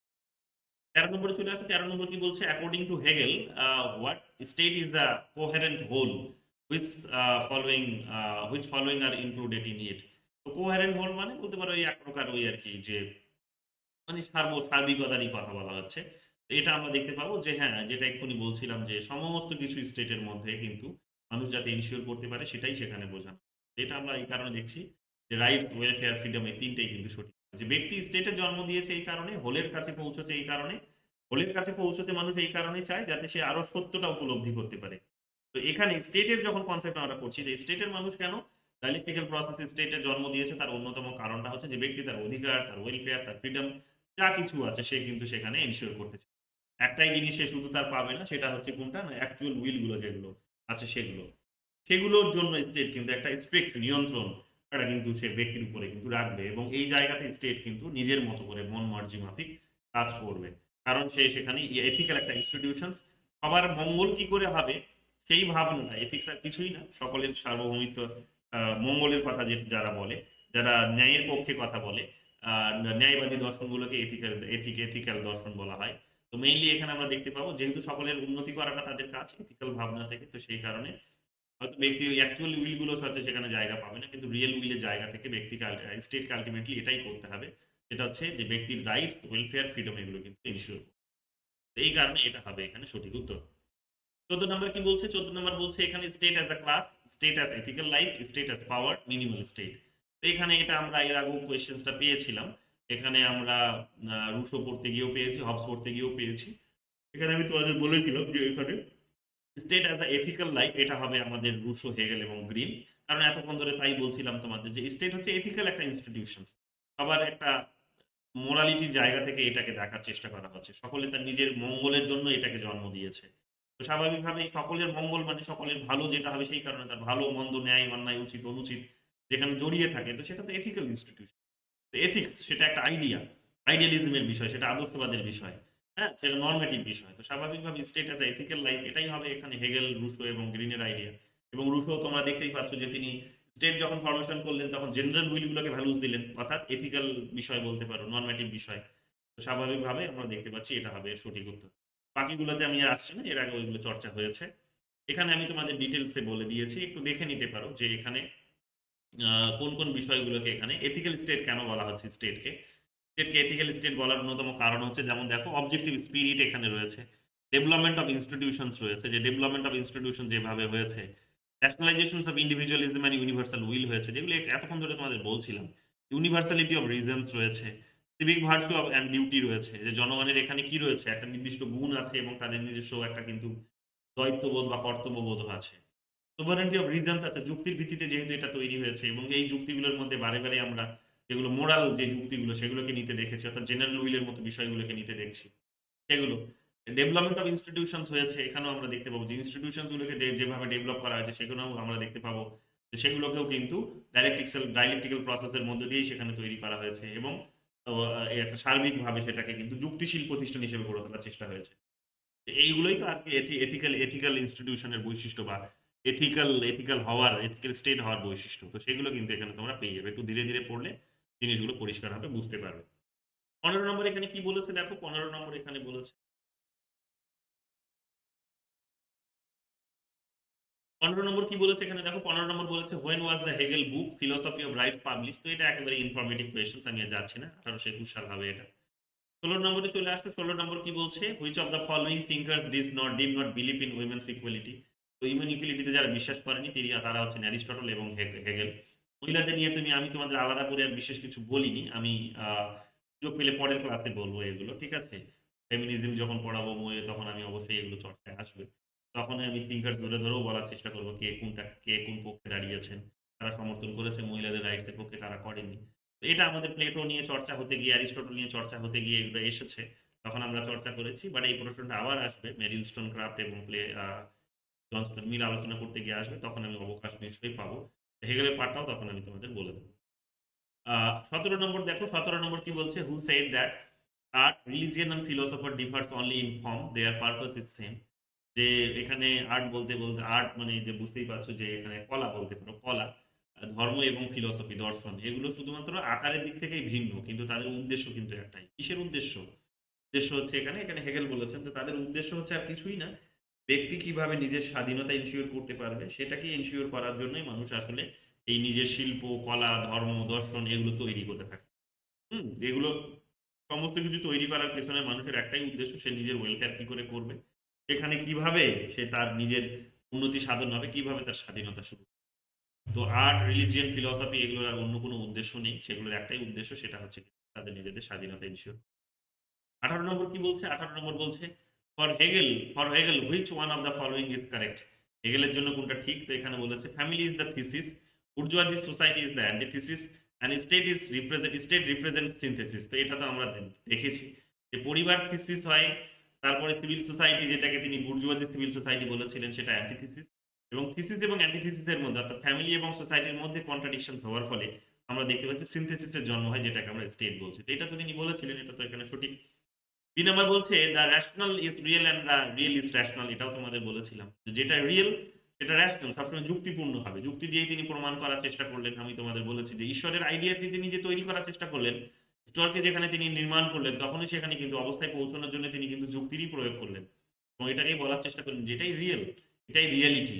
হ্যাঁ, কারণ তুমি যুক্তি দিয়েই যেখানে পৌঁছানোর চেষ্টা করলে, সেটাকে যদি তুমি ভাবো যে যুক্তি দিয়ে পৌঁছে তুমি হয়তো সেটাকে বুঝে উঠতে পারলে, এটাও কিন্তু সার্বিক নয়। সেখানেও কিন্তু গিয়ে তুমি ধাঁধাতেই পড়ে গেলে। তাই না? সেখানেও তুমি ধাঁধাতেই পড়বে। কারণ এর শেষ বলে কিছু নেই। কাজেই এটাও এক প্রকার মেনে নিতে হবে যে যেটা রিয়াল সেটাই রেশনাল, যেটা রেশনাল সেটাই রিয়াল।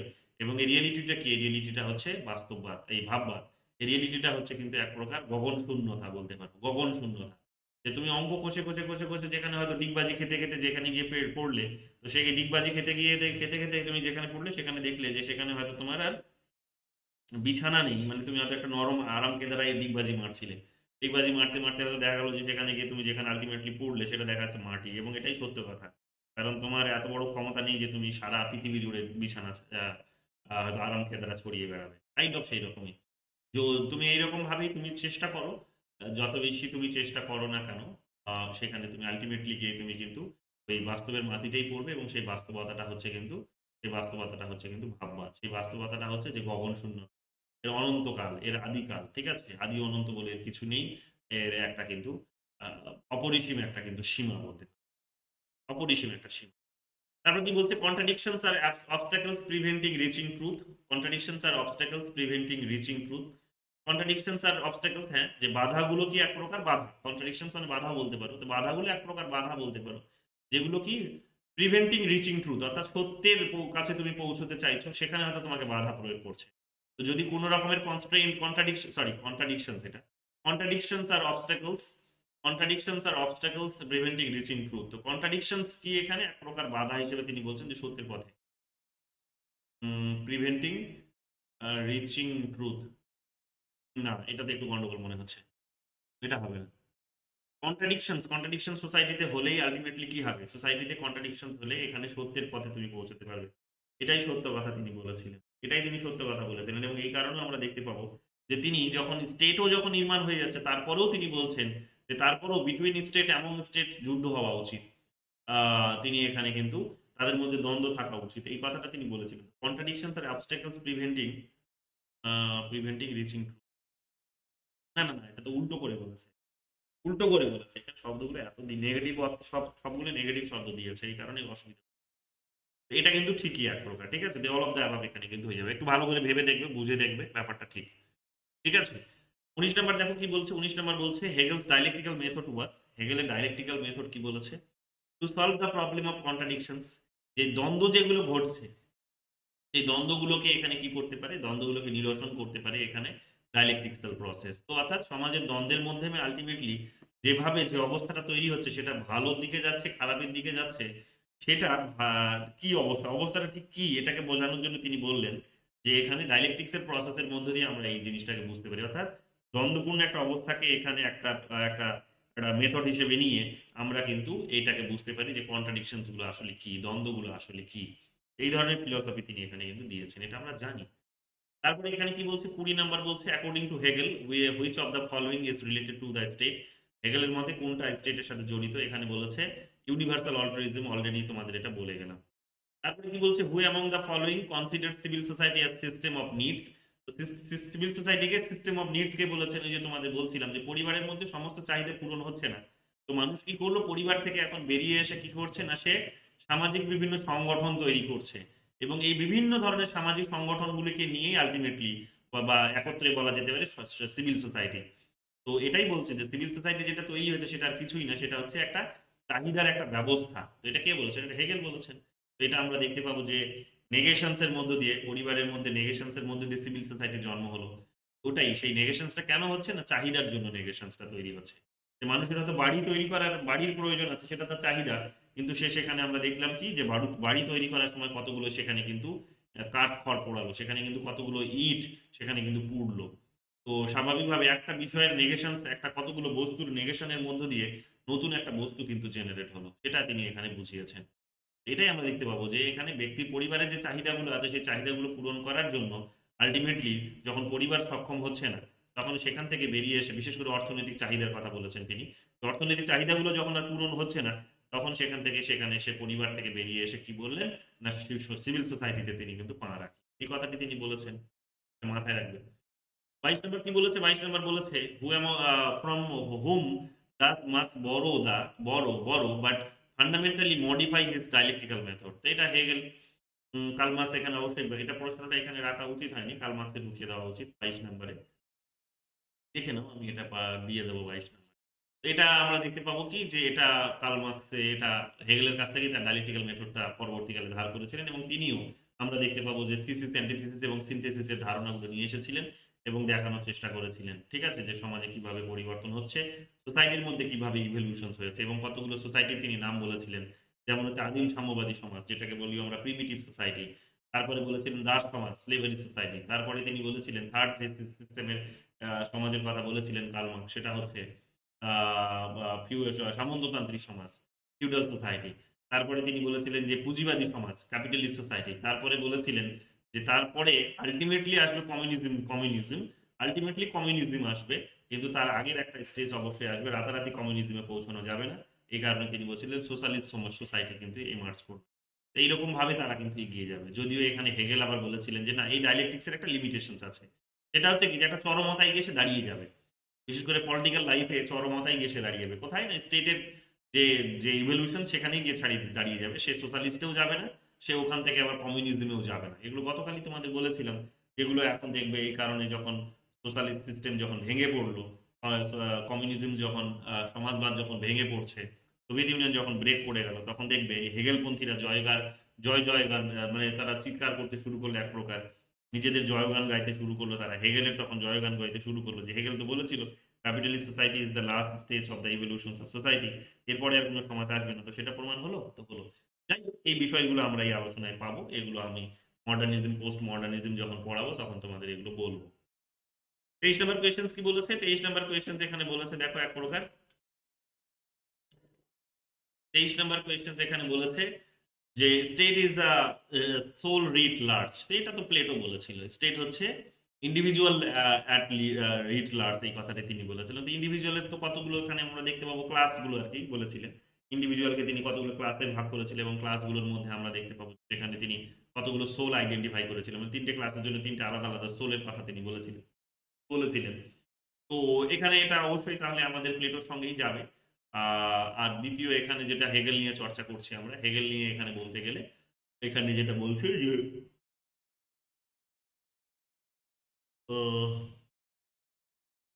ফিজিক্যাল ফোর্স তো হবে না, state is the self realising and self actualising in. তো self realising self actualising individual এটা আমরা দেখি যে এটা যদি এ যদি ফোর্স, তাহলে এখানে হয়ে যায় স্টেট।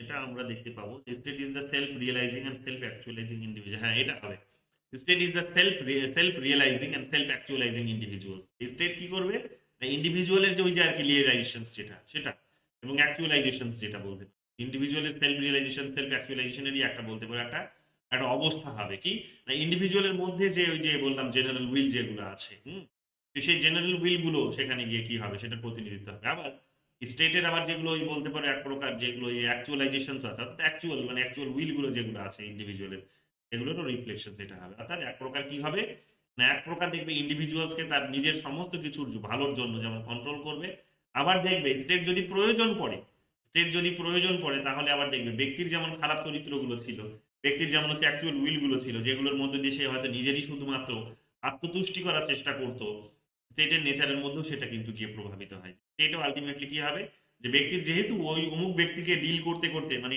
ব্যক্তির মধ্যে সেলফ রিয়েলাইজেশন অ্যাকচুয়াল রিয়েলাইজেশনের বিশেষত্ব যেগুলো ছিল, তো ব্যক্তিকে ডিল করতে করতে সে নিজেও কোথাও কখন গিয়ে দেখতে পাবে, তার বক্তব্য হচ্ছে যে সেই অ্যাকচুয়ালাইজেশন গুলোকে কিন্তু জায়গা করে নিয়েছে এবং প্রয়োজন যদি পড়ে তাহলে স্টেট কি করতে পারে না, সে কিন্তু একটা সর্বশক্তিমান ক্ষমতা দখল করে অর্জন করে, বা বলতে পারো যেহেতু সে একটা ক্ষমতার অধিকারী, তো তার ক্ষমতার কিন্তু প্রয়োগ ঘটিয়ে কিন্তু চাইলে আবার ব্যক্তিকে আবার কিন্তু নিয়ন্ত্রণও করতে পারে। এই কথাগুলো তিনি বলেছেন। অর্থাৎ ব্যক্তির যা খুশি তা করার অধিকার কিন্তু স্টেটের মধ্যে নেই। এগুলো আমরা কিন্তু দেখতে পাচ্ছি। অর্থাৎ একটা স্ট্রং স্টেট বানানোর তিনি একটা কিন্তু চেষ্টা করলেন এবং এটা করলেন তার কারণ বিশেষ করে সেই সময়কার যে পলিটিক্যাল অবস্থা, যে 234টা ভাগে ভাগ হয়ে গেছিল, পরবর্তীকালে 40টা হলো। তো সেই 40টাকেও আরো কিভাবে কনসলিডেট করা যেতে পারে এবং এক প্রকার প্রতিবেশী দেশগুলো যেভাবে তোমাদের বলছিলাম, স্পেনের কথা বলছিলাম, ফ্রান্সের কথা বলছিলাম, ব্রিটেনের কথা বলছিলাম, এই যে এরা নিজেকে যেভাবে, নরওয়ে সুইডেনের কথাও বলছিলাম, যে যেভাবে নিজেকে এরা সমৃদ্ধ করেছে, জাতীয়তাবাদী এদের নিয়ে নিজেদের ন্যাশনালিজম যেভাবে এমার্জ করেছে, ন্যাশনাল ইন্টিগ্রিটি যেভাবে তৈরি হয়েছে, জার্মানির মধ্যে সেটা কিন্তু হচ্ছিল না। তো সেই কারণে তিনি এটা কিন্তু অত্যন্ত বেশি পাওয়ার সেই সময় স্টেটকে কিন্তু দিয়ে দিয়েছিলেন। 24 নম্বরে চলে আসছে। 24 নম্বর কি বলেছে? 24 নম্বর বলেছে যে এখানে Hegel, Karl Marx, Lenin, Mao Zedong. Hegel, Karl Marx, Lenin, Mao জেদং-এ বলেছে এখানে। হেগেল তো আমাদের এখানে দেখতেই পাচ্ছি, তাহলে ফিলসফি অফ রাইটসটা তিনি লিখেছেন। দেখতেই পাচ্ছ বইয়ের নাম এগুলো। অথার্স এবং বইয়ের নাম দিয়েছে। দেখতেই পাচ্ছ বইয়ের নাম, তার মানে জিজ্ঞেস করছে। তো এটা মাথায় রাখবে ভালো করে। হেগেলস। হেগেলের হচ্ছে তাহলে এতে হচ্ছে 2 হলে এটা সঠিক উত্তরটা হবে কিন্তু আমাদের 2। একটাতেই রয়েছে দেখতেই পাচ্ছ। কার্ল মার্কস এখানে তোমরা দেখতে পাবে যে কার্ল মার্কসের যে আইডিয়াটা সেটা হচ্ছে যে স্টেট অ্যান্ড রেভলিউশনস তো লেনিন হবে। মাও জেদং এর তো এখানে আমাদের দেখতে পাবো যে অন কন্ট্রাডিকশনস, আর এখানে আমরা দেখতে পাবো কার্ল মার্কসের এখানে হয়ে যাবে আমাদের critic of the political economy, এটা হয়ে যাবে। তো এখানে ডি তে হয়তো বি তে হবে এখানে 4, বি তে 4 ঠিকই। তাহলে এখানে হবে সঠিক উত্তর হবে এ। দেখে নিও, যেরকম আমি বলবো এগুলো আবার পরবর্তীকালে তোমাদের আসবে। কার্ল মার্কস, লেনিন, মাও জেদং এখন হয়নি। হবে যখন তখন আবার কোয়েশ্চেনটা আসবে, তখন ডিটেইলসে এগুলো নিয়ে কিছু কিছু। Who among the following observe that state is the march of God on earth? Repeat questions। আর যাচ্ছি না এখানে, দেখো বারবার একই জিনিস জিজ্ঞেস করছে। তোমাদের বলছি না যে কঠিন সাবজেক্টটা হয়তো কঠিন, কিন্তু ঘুরিয়ে ফিরিয়ে একই জিনিস জিজ্ঞেস করছে। একটু ভালো করে দেখবে। কেরালাতে আবার দেখো 2022 সালে এসেছে, এটা গেল 2020 সালে, আবার দেখো 22 সালে এসেছে কি বলেছে? For Hegel state is the actualization of freedom, এটাও ঠিক। অ্যাকচুয়ালাইজেশন অফ দ্য ফ্রিডম, যে ফ্রিডম যে এখানে যাতে মানুষ যে অনুভব করতে পারে, ব্যক্তি নিজের যে স্বাধীনতা একেবারে যাতে এনজয় করতে পারে, সেটার একটা প্রতিনিধিত্ব করছে স্টেট, বা সেটারই একটা মানে সেটা এনজয়, মানে ব্যক্তি যাতে তার নিজের স্বাধীনতা এনজয় করতে পারে, তো সেটা প্রদান করার একটা বড় একটা অবস্থা হচ্ছে বলতে পারো, বা ইনস্টিটিউশন হচ্ছে কিন্তু রাষ্ট্র কিন্তু সেটা প্রদান করবে। State is not antithetical to man, না, এটা আমরা দেখতে পাচ্ছি যে স্টেট কিন্তু ব্যক্তির বিপরীত নয়। অ্যান্টিথেটিক্যাল মানে এক প্রকার বলতে পারো বিপরীত। তো ব্যক্তির বিপরীত নয়, বরং ব্যক্তিরই কি হয়, ব্যক্তিরই বরং ইচ্ছেগুলোকে এখানে প্রতিনিধিত্ব করার চেষ্টা করছে। ব্যক্তিরই যে actual real will, say real এক প্রকার প্রতিনিধিত্ব করার বা তাকে পূরণ করার চেষ্টা করছে। তো তার বিপরীত নয়, অবশ্যই ব্যক্তির ভালোর জন্যই বলছে। কাজে ব্যক্তিকে অত্যধিক বেশি স্বাধীনতা দেওয়া যাবে না এখানে, এটা ঠিক। তো ব্যক্তিকে এই যে বলতে পারে এক প্রকার 40টা স্টেটকে একত্রিত করার জন্য এখানে কি করা হলো, তিনি এই আর্গুমেন্টটা বোঝানোর চেষ্টা করলেন যে স্টেটের আইডিয়াটা যদি তৈরি হয় সেটা ব্যক্তির বিরুদ্ধে হবে না, বরং ব্যক্তির ভালোর জন্যই হবে। এই কারণে স্টেটের আইডিয়াটিকে তখন বড় করে তোলার প্রয়োজন পড়ে। যাই হোক, এখানে আমরা দেখতে পাচ্ছি যে এটা হবে, সঠিক উত্তরও হবে এবং প্লাস এখানে কারেক্ট আনসার এক্সপ্লেনেশনও এটার হবে। দেখে নিও, একবার ঘুরিয়ে উল্টো দিক করে পড়ো, দেখো এটা বেরিয়ে আসবে। 26 নম্বর কি বলছে, according to Hegel perfect rationality is achieved in, according to Hegel perfect rationality is achieved in constitutional মনার্কির কথা তিনি বলেছিলেন। কনস্টিটিউশনাল মনার্কি যেমন আমাদের দেখলাম জন লকও বলেছেন, ইনিও বলেছেন। এটা একটু দেখে নিও কনস্টিটিউশনাল মনার্কির কথা। এটা আমরা আলোচনায় কথা পেলাম না, বাট এটা এসেছে, আমি অবকাশ পেলে আবার তোমাদের বলবো। 27 নম্বর দেখো কি বলেছে, Hegel viewed civil society as an embodiment of, এটা আবার রিপিট কোয়েশ্চেন দেখতেই পাচ্ছ। এমবডিমেন্ট, এটা কমিউনিটি, যদি ডোমেইন বলে তাহলে হচ্ছে কিন্তু ইউনিভার্সালিটি বা স্টেট, মাথায় রাখবেন। 29 নম্বর দেখো কি বলছে, 28 নম্বরে এখানে এটা কাতন কি বলছে, the spirit of laws on liberty, science of logic, principles of political obligations. The spirit of laws, এটা আমরা দেখতে পাবো মন্তেস্কুর, এটা অন লিবার্টি বারবার জিজ্ঞেস করে, মানে এই বইয়ের এই 4টি বইয়ের নাম বারবার জিজ্ঞেস করে, বারবার, এবং এই 4জন থিঙ্কার্স এর নাম সেখানে বারবার আসে, তো মাথায় রাখবে একটুখানি। স্পিরিট অফ লস, এটা আমরা দেখতে পাবো যে মন্তেস্কুর লেখা, ঠিক আছে। যেখানে তিনি ওই ফ্রিডমের কনসেপ্ট দিতে গিয়ে এই কথাগুলো বলেছিলেন, যে ফ্রিডম কনসেপ্ট দিতে গিয়ে তিনি সেপারেশন অফ পাওয়ারেরও কথা তিনি এখানে বলেছিলেন।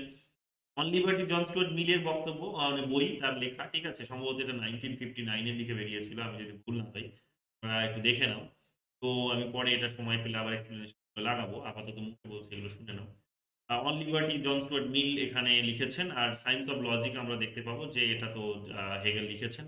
আর প্রিন্সিপালস অফ পলিটিক্যাল অব্লিগেশনস, এটা টি.এইচ. গ্রিন লিখেছেন। Principles of political, lectures on the principles of political obligations, এটা হচ্ছে ফুল নাম, ঠিক আছে। ফুল নামটা এখানে নেই।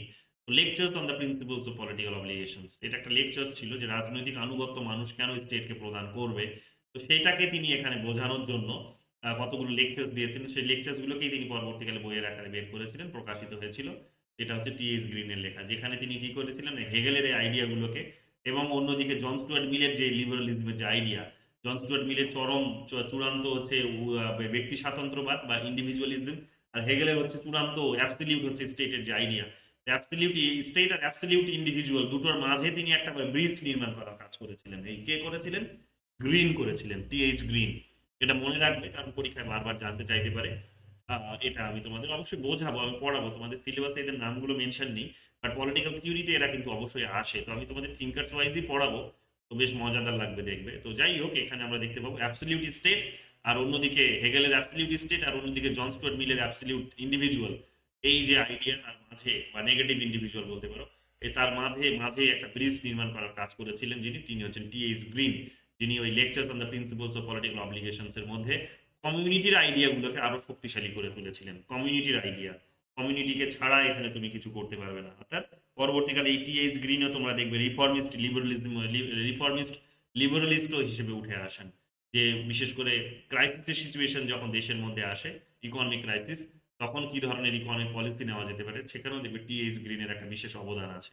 তো রিফর্মিস্ট লিবারালস তো এনাকে বলা হয়ে থাকে। বলবো এগুলো তোমাদের, লিবারালিজম পড়াতে গিয়ে এগুলো আমি তোমাদের বলবো। 30 নম্বরে চলে আসো। 30 নম্বর কি বলেছে, Marx in his thoughts on bureaucracy refuted, Marx in his thought on bureaucracy refuted. তো কার্ল মার্কস অবশ্যই তার বিউরোক্রেসির আইডিয়াতে হেগেলের আইডিয়া চর্চা করেছেন, সেখানে হেগেলের চর্চা করেছেন। হেগেল এখানে একটা বড় ইউনিভার্সাল ক্লাস বলেছিলেন, এখানে আমরা দেখতে পাবো বিউরোক্র্যাটসকে। পরবর্তীকালে এই আইডিয়াগুলোকেই সমালোচনা করেছিলেন হচ্ছে আমরা দেখতে পাবো কার্ল মার্কস। কার্ল মার্কস যদি বিউরোক্রেসি নিয়ে সরাসরি কিছু বলেননি, ইনডিরেক্টলি তিনি বিউরোক্রেসি নিয়ে চর্চা করেছিলেন, বাট হ্যাঁ, তিনি এই আইডিয়াটি হেগেলের কাছ থেকেই পেয়েছিলেন বলা যেতে পারে। তারপরে চলে আসবে এখানে কি বলেছে, identify the book which was not written by Hegel. যদি এটা তোমাদের না পারারই কথা, এটা মানে এটা যদি কার্ল মার্কসের যেহেতু কোয়েশ্চেন, সেটা কোয়েশ্চেনটা এর আগে দুটো আমি বের করে দেবো কোয়েশ্চেন।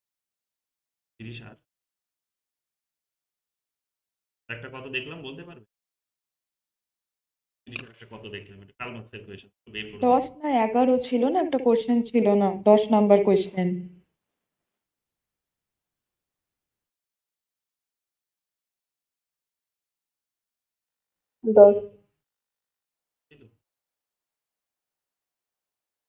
10 এর ওই কোশ্চেনটা মানে কোশ্চেনই ছিল না।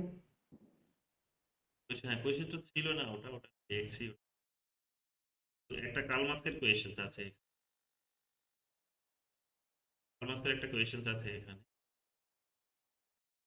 বের করে দিই। কার্ল মার্কসের ঢুকিয়ে দিই। যাই হোক, আমি আসবো পরে, দেখবো। তো তারপরে আমরা এখানে কি পাচ্ছি, তারপরে আমাদের আলোচনায় এখানে চলে আসবে যিনি নম্বরে আছে আমরা এই মুহূর্তে 31, কত নম্বরে আছি আমরা? হ্যাঁ, এটা 31 নম্বরে চলে আসবে। 30 নম্বর বা 31 নম্বর এখানে শো করছে। কি বলছে? Identify the book which was not written by Hegel. Identify the book which was not written by Hegel. তো যে বইটি হেগেল লেখেননি সেটা হচ্ছে জার্মান আইডিওলজি। জার্মান আইডিওলজি বইটি হচ্ছে কার্ল মার্কসের লেখা, 2018 সালের এসেছে। নেটেও বোধহয় এসেছিল এটা। জার্মান আইডিওলজি আমরা দেখতে পাবো যে এটা হচ্ছে কিন্তু হেগেলের কার্ল মার্কসের লেখা একটা গুরুত্বপূর্ণ বই কার্ল মার্কসের, এবং সিকোয়েন্সে মনে রাখবে কার্ল মার্কসের বইগুলো, এবং হেগেলেরও বইগুলো সিকোয়েন্সে মনে রাখবে। সিকোয়েন্সে দিয়েছি তোমাদেরকে, সিকোয়েন্সে মনে রাখবে। যাই হোক, spirit of phenomenology of spirit, science of logic, আর হচ্ছে elements of philosophy of rights, ঠিক আছে? Elements of philosophy of rights, ঠিক আছে? তো এগুলো মনে রাখবে, ঠিক আছে? আবার history of philosophy of rights বলেও একটা গ্রন্থ আছে, সেগুলো মনে রাখবে। যাই হোক, এটা আমরা দেখতে পাচ্ছি এখানে। 31 নম্বর কি বলেছে এখানে? তারপরে corporatism is the major focus of the political philosophy of.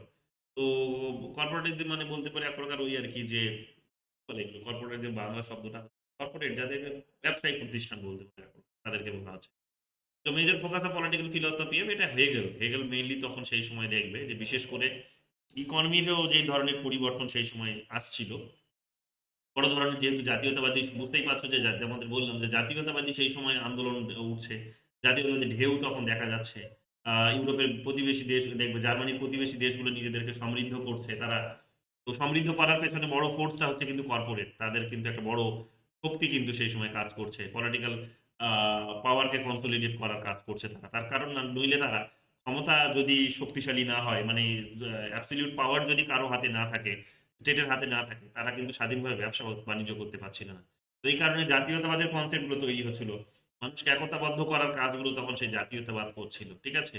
যেমন তোমাদের ওই প্রিন্ট মিডিয়ার কথা বলছিলাম, যে যে ইমাজিন কমিউনিটির কথা বলছিলাম। তোমাদের ইমাজিন কমিউনিটির আইডিয়া কার নাম বলছিলাম গতকালই বললাম, যে বেনেডিক্ট অ্যান্ডারসন, যে প্রিন্ট ক্যাপিটালিজমের আইডিয়ার মধ্যে দিয়ে তিনি কি করার চেষ্টা করলেন না, সেখানে দেখতে পেলাম আমরা যে এক প্রকার জনগণকে কনসলিডেট করার চেষ্টা করলেন। তো জনগণকে কনসলিডেট করার মধ্যে দিয়ে আমরা কি দেখতে পেলাম? আমরা দেখতে পেলাম আলটিমেটলি যে আইডিয়াটা এখানে উঠে আসলো, সেটা আর কিছুই না, সেটা হচ্ছে যে কিভাবে আরো ব্যবসা প্রতিষ্ঠানগুলোকে বা ইন্ডাস্ট্রিজ গুলোকে আরো কিভাবে এগিয়ে নিয়ে যাওয়া যেতে পারে, সেগুলোই এক প্রকার প্রতিনিধিত্ব করেছেন হেগেল। তখন দেখবে স্টেট একটা চরম স্টেটের কথা বলছেন, শক্তিশালী স্টেটের কথা বলছেন। তো সেগুলো আর কিছুই না, আসলে এগুলোকেই, এই ব্যবসায়িক প্রতিষ্ঠানগুলোকে, ইন্ডাস্ট্রিজ গুলোকে একটা বড় জায়গা করে দেওয়ার জন্য তখন কিন্তু এগুলোর পক্ষে দাঁড়িয়েছেন। এই বলে তাকে এই সমালোচনার মুখেও পড়তে হয় এই কারণে। যাই হোক, এটা আমরা দেখতে পাবো। State is the March of god on earth, এটা আর নতুন করে কি বলবো, হেগেল বলেছে, বারবার একই কোয়েশ্চেন রিপিট করছে, দেখতে পারো, ভালো করে মুখস্থ করে নাও ফলে। Which of the following was characterized by Hegel as a universal class? Which of the following was characterized by Hegel as a universal class? এটা হয়ে যাবে বুর্জুয়াজিস্ট অর সিভিল সার্ভেন্ট। কি বলছে? Which of the following was characterized by universal class. এটা civil servant, যেটা কিছুক্ষণ আগে তোমাদের বললাম, সিভিল সার্ভেন্টকে তিনি ইউনিভার্সাল ক্লাস হিসেবে দেখেছিলেন, ঠিক আছে? এই আলোচনাটা আমরা পাই না এখানে। আমি তোমাদের এই আলোচনাটা অবশ্যই যখন পাবলিক অ্যাডমিনিস্ট্রেশন পড়াবো তখন বলার চেষ্টা করব, কারণ কার্ল মার্ক্সেরও প্রসঙ্গ তখন আসবে, এবং ম্যাক্স ওয়েবারেরও প্রসঙ্গ সেই সময় আসবে। তখন কিন্তু হেগেলও আলোচনা আমাদের হবে, হেগেল থেকেই শুরু করব, তারপরে আমি তোমাদের মার্কসিজমে ঢুকবো এবং চেষ্টা করব সেখানে ইয়েটাকে পড়ার, মানে ম্যাক্স ওয়েবারকে জানা। এখানে কি বলেছে? এখানে দেখো, এখানে বলেছে, দেখো এখানে, Hegel upholds the role of civil servants service as a universal class since the aim of their activities is to reliance universal interest। যেহেতু সার্বজনীন হচ্ছে স্বার্থকে, সার্বজনীন স্বার্থকে যেহেতু এখানে এক প্রকার রিয়েলাইজ করার, রিয়েলাইজ, যেহেতু সার্বজনীন স্বার্থকে তারা এক প্রকার কি করার চেষ্টা করে, না রিয়েলাইজ করার চেষ্টা করে, যে যেটা হচ্ছে জনগণের যে উদ্দেশ্য, সেই উদ্দেশ্যে যেহেতু তারা কাজ করে, মানে জনগণের উদ্দেশ্য কি? স্বাধীনতা ইনশিওর করা, নিজেদের স্বাধীনতা পাওয়া, অধিকার পাওয়া, হ্যাঁ, লিবার্টি পাওয়া। তো এই যে কনসেপ্টগুলো জনগণের মধ্যে আছে, আর যেহেতু স্টেটের মধ্যে, বিশেষ করে ক্যাপিটালিস্ট সোসাইটি, মানে বুঝতেই পারছো সেখানে পুঁজিবাদী সমাজে বিউরোক্রেসির একটা বড় রোল থাকে। অনেকে পরবর্তীকালে এসে বলার চেষ্টা করেছিল যে যত বেশি পুঁজিবাদী সমাজ উঠে আসবে তত নাকি সিবিএ এর রোলটা কমে যাবে, বিউরোক্রেসির রোল কমে যাবে। কিন্তু বাস্তব সত্যটা হচ্ছে পরবর্তীকালে এটা ম্যাক্স ওয়েবার এসে বলার চেষ্টা করলেন যে না, যত বেশি ক্যাপিটালিস্ট সোসাইটি তৈরি হবে তত বেশি বিউরোক্রেসির রোল বাড়বে, বরং কমবে না। এবং এখনো তোমরা দেখো যে যত আমরা বড় হচ্ছি মানে আমাদের দেশের ইকোনমি বড় হচ্ছে, ইন্ডাস্ট্রি টেকনোলজিক্যালিও যত আমরা হয়তো সংখ্যাটা আমাদের বৃদ্ধি পাচ্ছে, এটা বাস্তবে একেবারে সত্য কথা। এটা তোমাদের কিন্তু মেনে নিতে হবে যে আমাদের বিউরোক্রেসি রোলটা কিন্তু কমছে না, অর্থাৎ চাকরিটা কিন্তু কমছে না, আমলাদের সংখ্যাটা কিন্তু কমছে না, বরং বৃদ্ধি পাচ্ছে। হ্যাঁ, সরকার হয়তো সেটাকে এখন ম্যানেজমেন্টের কারণে অ্যাড্রেস করতে পারছে না, সেটা আলাদা বিষয়, কিন্তু ডিমান্ড কিন্তু অলরেডি আছে। দেখো অফিসগুলোতে কত চাকরি এখনো পর্যন্ত দেখবে ফাইলের কিন্তু পাহাড় জমে আছে। হ্যাঁ, বিচার বিভাগের কাছে যাও, সেখানে দেখবে যে সেখানে কোটি কোটি মামলা ঝুলে আছে। অফিসগুলোতে দেখবে সেখানে কতগুলো দেখবে আবেদন সেখানে জমা পড়ে আছে। এতগুলো ডিমান্ড সোসাইটিতে আছে, মিটিগেট করতে পারছে না, সেটা ম্যানেজমেন্ট খারাপ, সেটা আলাদা বিষয়। কিন্তু যত বেশি ক্যাপিটালিস্ট সোসাইটির এমার্জ হবে তত বেশি মানুষের ডিমান্ড বাড়বে। আর মানুষের ডিমান্ড যত বাড়বে তত কিন্তু এখানে কি হবে, অর্থাৎ মানুষের স্বাধীনতা তো বাড়ছে প্যারালালি, মানুষের স্বাধীনতাও বাড়ছে, এখানে উল্টো দিক থেকে কিন্তু বিউরোক্রেসির রোলটাও বাড়ছে। অর্থাৎ কখনো ভাববে না যে চাকরির সংখ্যাটা কমে যাবে, চাকরির সংখ্যাটা যত দিন যাচ্ছে তত বৃদ্ধি পাচ্ছে। দেখো এই ক্রাইসিসের মধ্যেই নীতিশ কুমার প্রায় 1 লাখ আজকে বোধহয় রিজাইনও করেছেন তিনি, দেখেছো খবর কিনা, মাথায় রাখবে এগুলো, স্টেট পলিটিক্সটাও ভালো করে পড়বে। তো আজকে এই এই এই এই প্যান্ডেমিকের এই ক্রাইসিসের সিচুয়েশনেও দেখো নীতিশ কুমার কিন্তু প্রায় 1.5 লাখ 2 লাখ বোধহয় নিয়োগ করে দিল কয়েক মাসের মধ্যে। ঠিক আছে, স্কুলে শুধুমাত্র টিচিং পোস্টে, শুধু স্কুলগুলোতে, কলেজগুলোতে তো এখনো দেয়নি, ভাবো তাহলে কত বড় এখন একটা কিন্তু সংখ্যা এখানে হচ্ছে। তার মানে যত বেশি দিন যাবে তত বেশি মানুষের স্বাধীনতা বাড়বে, যত বেশি মানুষের স্বাধীনতা বাড়বে তত বেশি পলিটিক্সে কম্পিটিশন আসবে, যত বেশি কম্পিটিশন আসবে তত বেশি মানুষের কিন্তু এইরকম ভাবে তাদের নিডস গুলো কিন্তু এবং মানুষের নিডস এর যেহেতু শেষ নেই, আমি তোমাদের এক্ষুনি বলছিলাম যে গোটা দুটো জিনিসকেই জানা এখনো পর্যন্ত অসম্ভব। সেটা কি? সেটা হচ্ছে এক তো হচ্ছে ইউনিভার্সাল যে আইডিয়া যেটাকে আমরা বলছি ট্রুথ, যেটাকে আমরা ট্রুথ বলছি, ট্রুথ থেকে বোঝা, এই হোলটাকে বোঝা যেমন সত্য নয়, এই ট্রুথেরই যেহেতু হচ্ছে বা হোলেরই যেহেতু একটা অংশ হচ্ছে ব্যক্তি ইন্ডিভিজুয়াল, তার মধ্যে যে কত ধরনের বিভিন্নতা আছে, তার যে কত ধরনের ডিমান্ড হতে পারে, এটাও কিন্তু বোঝা কিন্তু সম্ভব না। তো স্বাভাবিকভাবেই আমি তোমাদের বারবার বলি, যতই মেশিন আসুক, রোবট আসুক, আর্টিফিশিয়াল ইন্টেলিজেন্স আসুক, চ্যাট জিপিটি আসুক, যাই আসুক না কেন, মানুষকে কখনো রিপ্লেস করতে পারবে না, মানুষের ডিমান্ডকে রিপ্লেস করতে পারবে। মানুষ এখন হয়তো সরাসরি চাকরি করবে না, মানুষের হয়ে হয়তো এখন রোবট কাজ করবে, সেটা আলাদা বিষয়। যে মানুষের হয়ে রোবট কাজ করছে, মানুষের ডিমান্ডগুলো হয়তো রোবট ফিল করছে, আর্টিফিশিয়াল ইন্টেলিজেন্স হয়তো করে দিচ্ছে, সেটা আলাদা বিষয়। কিন্তু কথাটা হচ্ছে মানুষের হাতে কিন্তু টাকা আসবে। যেমন ধরো যে বাড়ির মহিলারা এতদিন পর্যন্ত টাকা পয়সা কিছুই আর্ন করতো না, তাই না? তারা শুধু নিজের বাড়ির কাজটা করতো আর নিজেদের স্বামীদেরকে, মানে সোশ্যালিস্ট যে ফেমিনিজম আছে সেই ফেমিনিস্টদের আইডিয়া বলছে তোমাদের, যে বাড়ির মহিলারা কি করতো না, বাড়ির মহিলারা কোনো রকমের অর্থ উপার্জন করতো না। তারা তারা কর্পোরেটদের কি করতো না, তারা নিজেদের স্বামী ছেলেদের খাইয়ে দাইয়ে হচ্ছে সেখানে কি করতো, তারা তৈরি করিয়ে তারা ইন্ডাস্ট্রিতে পাঠাতো, তারা সেখানে ইন্ডাস্ট্রির হয়ে একটা আউটপুট তৈরি করতো। আর সমস্ত রকমের অর্থ উপার্জন কিন্তু অর্থের মালিকানা কিন্তু পুরুষরাই পেত। এখন দেখো সরাসরি হয়তো পুরুষরা তাদের নিজেদেরকে, স্ত্রীদেরকে বা বাড়ির মহিলাদেরকে হয়তো তারা স্যালারি দিচ্ছেন, এটা ঠিক কথা। কিন্তু সেই মানুষগুলোরই অর্থের মানে যে পরিশ্রমের থেকে স্যালারি কেটে নিয়ে কি হচ্ছে, ট্যাক্স নিয়ে তাদের কি হচ্ছে যে এই মহিলাদেরকে আজকে কিন্তু স্যালারি দেওয়া হচ্ছে। এগুলো হয়তো অন্য নামে অন্য ভাষায় হচ্ছে, কিন্তু উদ্দেশ্যটা তো একটাই, যে মানুষের মহিলাদের ইমানসিপেশন ঘটানো, ইকোনমিক এফিসিয়েন্সি নিয়ে আসা তাদের মধ্যে, ইকোনমিক্যালি তাদেরকে সাউন্ড করে তোলা। তো দেখো আজকে 500 টাকা পাচ্ছে, আজকে দেখো আজকে পশ্চিমবঙ্গে 500 পাচ্ছে, কিন্তু তুমি কেরল, কর্ণাটকে, পাঞ্জাবে গেলে, কেরলতে গেলে সেখানে হয়তো 5,000 করে পাচ্ছে। এগুলো হচ্ছে, কিন্তু আবার 5 বছর পর দেখবে এই 500 হয়তো পশ্চিমবঙ্গে দেখো 5,000 হয়ে যাবে বা 10,000 হয়ে যাবে, এটা হবে। তার মানে দেখো মহিলারা কিন্তু কাজ না করেও যদি চাকরি পায় তো ক্ষতি কি? আমাদের কাজগুলো তো মেশিন গুলো করছে। অনেকে হয়তো এটা নিয়ে তোমাদের, আমি যেমন বিরুদ্ধ মত পোষণ করি এই জায়গাগুলো নিয়ে, যে আর্টিফিশিয়াল ইন্টেলিজেন্স এসেছে বা এই যে ফ্রিতে টাকা দিচ্ছে, ফ্রিতে টাকা দেওয়াটা ভালো নয়, হেন নয়, তেন নয়। ঠিক করেছে, আমি বলবো ঠিক করেছে। এতগুলো যে কাজ আমাদের মেশিনগুলো এসে খেয়ে নিয়েছে, তো সেটা কে দেখবে? সেটাও তো কাউকে দেখা উচিত। তো আমার কাজটা খেয়ে নিয়েছে বা আমি এতদিন কাজ করেছি, সেই কাজটা, সেই লেবারটা ধীরে ধীরে অল্প অল্প করে শুষে নিয়ে কি হয়েছে, কিছু মানুষ এখানে কোটিপতি হয়েছে, তারা আর্টিফিশিয়াল ইন্টেলিজেন্স তৈরি করেছে। তাদেরই আর্টিফিশিয়াল ইন্টেলিজেন্স গুলো, যেটা কার্ল মার্ক্সের ভাষায় বলতে পারি আমরা, যে ডেড লেবার হিসেবে উঠে এসেছে। তো তাদেরই ডেড লেবার গুলো আজকে এসে জীবনে মানুষের যে কাজের অধিকার খেয়ে নিয়েছে। তো এটা তো আমাদেরকে বুঝতে হবে যে এই মানুষগুলোরই তো অর্থ উপার্জনে তো এই ডেড লেবার গুলো তৈরি হয়েছে। কাজে আজকে মানুষ যদি কাজ না করেও যদি ঘরে বসে টাকা পায় তো এটা ভালোই, এটা সিস্টেমটা খুবই ভালো, এটা বরং কাল্টিভেট করা ভালো। ঠিক আছে? এবং এটা উন্নতির সহায়ক। এটা হওয়া ভালো। তবে হ্যাঁ, আরেকটু বেটার হতো যদি কোন ধরনের সেখানে যদি সেই টাকা পয়সাগুলো দিয়ে কি করা যেত যে সরাসরি মানুষের হাতে টাকা এরকম ক্ষুদ্র ভাবে না তুলে দিয়ে, বিক্ষিপ্তভাবে না দিয়ে যদি কোন ক্যাপিটাল তৈরি করা যেত যে হাসপাতাল, স্কুল, কলেজ এগুলো যদি তৈরি করা যেত তাহলে বোধহয় ভালো হতো। কিন্তু এগুলো দিয়ে যে তৈরি হচ্ছে না এটাও এক প্রকার ভাবা ভুল। তার কারণ সরাসরি সরকারের হাতে, সরকার যদি জনগণের হাতে টাকা তুলে দিচ্ছে তাহলে কিন্তু এটা দিয়ে আবার আল্টিমেটলি পরোক্ষভাবে মানে সরাসরি হয়তো সরকারি স্কুল, হাসপাতাল তৈরি করছে না ঠিক। কিন্তু পরোক্ষভাবে কিন্তু সেই টাকাগুলো আবার দেখবে প্রাইভেট হসপিটাল গুলো তৈরি যেগুলো হচ্ছে বা রাতারাতি যেভাবে গজিয়ে উঠছে সেটা গজিয়ে ওঠার অন্যতম কারণটাও হচ্ছে কিন্তু এই এদের হাতে টাকা আছে বলে। ঠিক আছে? তবে এটা আরো অনেক বেশি ভালো হতো যদি কালেক্টিভলি ডিসিশনস টা নেওয়া যেত। ঠিক আছে? তো সেই লেভেলে হয়তো পরের ধাপে হবে ১০ বছরের মধ্যে আরো হয়তো সেই ধরনের চিন্তা ভাবনা মানুষের মধ্যে জেনারেট হবে। বাট এটা কিন্তু খুব ভালো বিষয়। যাই হোক, আমি এগুলো বলতে গিয়ে অনেক দূর চলে গেলাম। এগুলো হয় ফেমিনিজম তারপরে কোথা থেকে কোথায় চলে যাচ্ছি। তো আসলে অনেক কিছুই বলার আছে। সবগুলোই লিঙ্ক, কোনটা কেউ ছাড়া যায় না। তো এগুলো একটু মাথায় রেখে এগুলো খুব ভালো বিষয়। এগুলো নিয়ে দেখবে বর্তমান দিনে কন্ট্রোভার্সি চলছে যে ফ্রি কা রাবড়ি বলা হচ্ছে যে ফ্রি রাবড়ি বিতরণ করছে। তো ফ্রি কা রাবড়ি নয়, এগুলো আসলে কর্পোরেটদের দেখানো এগুলো এই কনসেপ্ট। ক্যাপিটালিস্টদের যেহেতু ওদের টাকা এখানে ট্যাক্স হিসেবে এখানে এসে আসছে তো এই কাজে তাদের গায়ে লাগছে।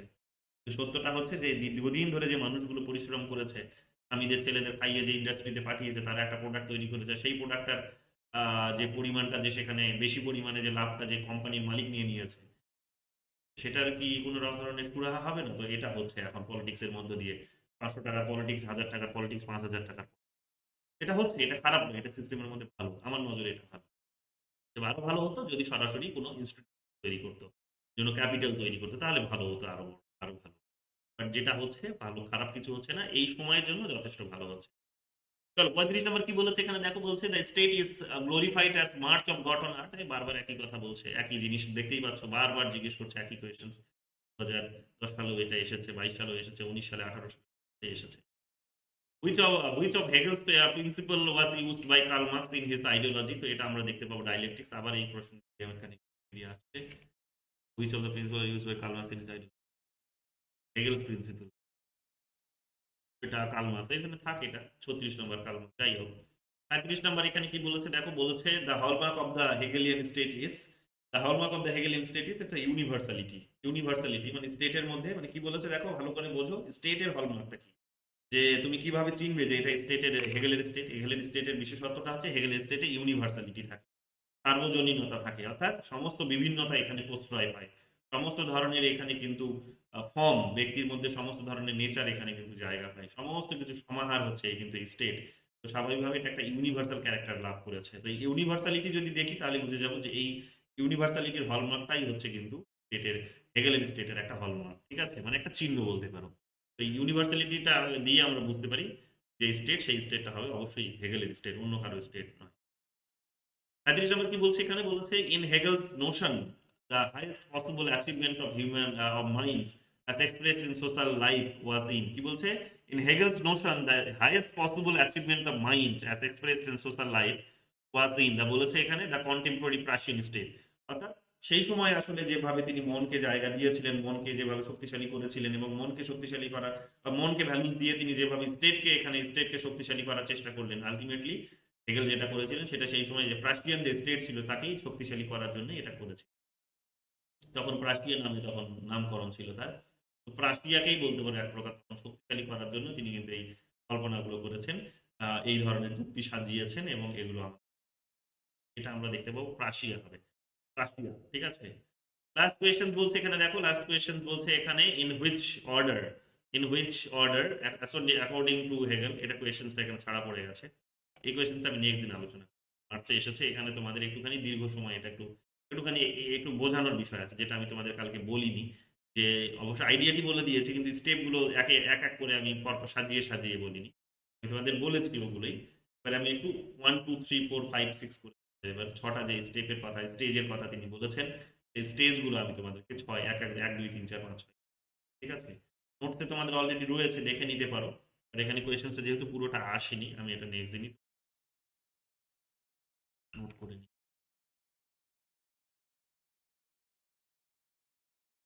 এবার বলো যদি তোমাদের কারো কোনো প্রশ্ন থাকে। কতজন আছো? 10 জনই আছো। বলো কার কি প্রশ্ন আছে, কার কি বোঝার আছে, বুঝতে পারোনি কোথায়? বোঝা গেছে?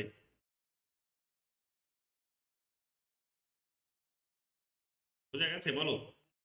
হ্যাঁ কারো স্যার, কোনো বুঝতে ডাউটস? পেরেছি। কারো কোনো ডাউটস? যে ডাউটস আছে এটা হয়নি। আজকে আর আমি ইন্ডিয়ান পলিটিক্যাল থট চর্চা করছি না, কারণ দেখলাম তোমরা অনেকেই করোনি। ইন্ডিয়ান পলিটিক্যাল থটটা করো, ধীরে ধীরে করো, তারপরেই বোঝাবো। যেহেতু পড়ানো হয়ে গেছে কাজেই নিজের থেকে করে নাও আগে ইন্ডিয়ান পলিটিক্যাল থট। মনে রাখবে কোন কোর্সটার কথা বলছি, দেখে নাও। আমি এই কোর্সটার কথা বলছি, ভালো করে দেখো। আমি এই কোর্সটার কথা বলছি, এই যে এটার কথা বলছি, detail analysis of net December 2023 PY. এটার মধ্যে ঢুকবে, এটার মধ্যে ঢুকলে এখানে এনরোল করে নেবে আগে। স্টার্ট লার্নিং, এখানে এনরোল অপশন আসবে বা নিচের দিকে আসবে, এখানে নিচে। তো এখানে পড়লে তোমরা এখানে এই যে দেখো Indian political thought unit 3 Indian political thought, এটাতে এই যে দেখো একটা কোয়েশ্চেন দেওয়া আছে। এখানে এখানে 17টা কোয়েশ্চেন দেখো এবারে এসেছে। একটা ইউনিট থেকে 17টা কোয়েশ্চেন এসেছে, ভালো করে ধ্যান দাও।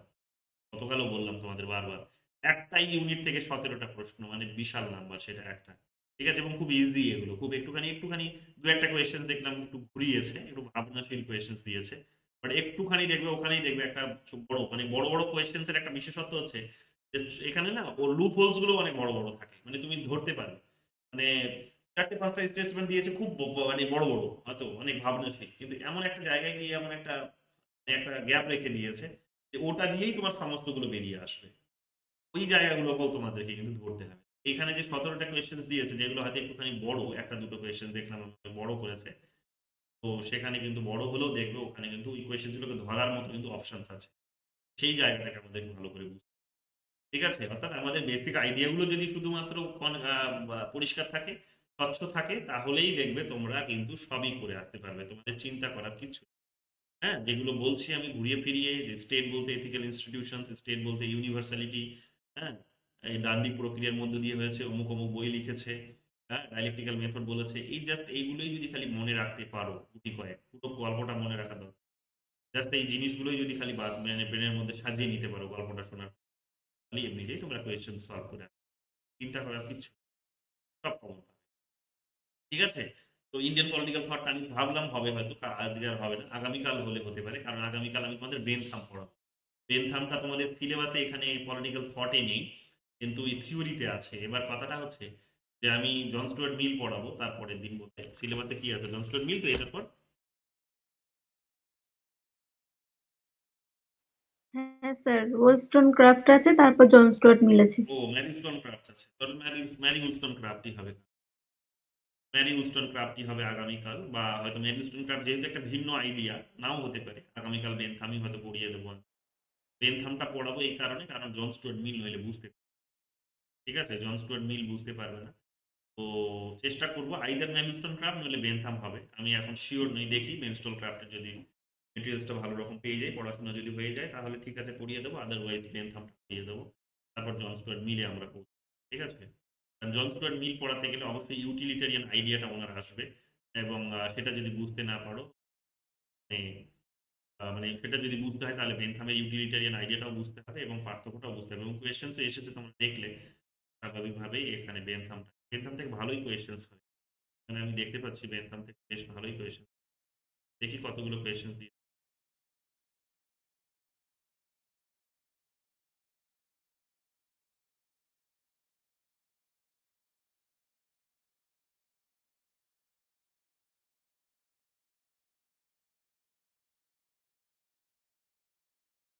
বেনথাম থেকে এখানে কোয়েশ্চেন দিয়েছে 14টা, নট ব্যাড, মানে এই সংখ্যাটা অনেক বড় একটা সংখ্যা বলতে পারো, এটা আমার একটুখানি দেখতে হবে। 14টা কোয়েশ্চেন এখানে বেনথাম, ঠিক আছে, বেনথাম থেকে এখানে আমাদেরকে 14টা ভালো করে দেখতে হবে। ঠিক আছে, ভালো করে দেখতে হবে। এটা ওয়েস্ট বেঙ্গল সেটে এসেছে, দেখো এবারে বেনথাম, দেখতে পাচ্ছ বেনথাম দিয়ে দিয়েছে December 2023, December, West Bengal set December 2023 এসেছে, এই জাস্ট কিছুদিন আগে যে পরীক্ষা হলো, যার রেজাল্ট এখনো বেরোয়নি, সেখানে এই কোয়েশ্চেন্সটাই দেখতেই পাচ্ছ। তাহলে আমাদেরকে বেনথামটা একটুখানি ভালোভাবে পড়তে হবে। 2 নম্বর কোয়েশ্চেন্সও আমরা দেখতে পাচ্ছি, এটাও আমাদের নেটের কোয়েশ্চেন, 2017 সালেই এসেছে।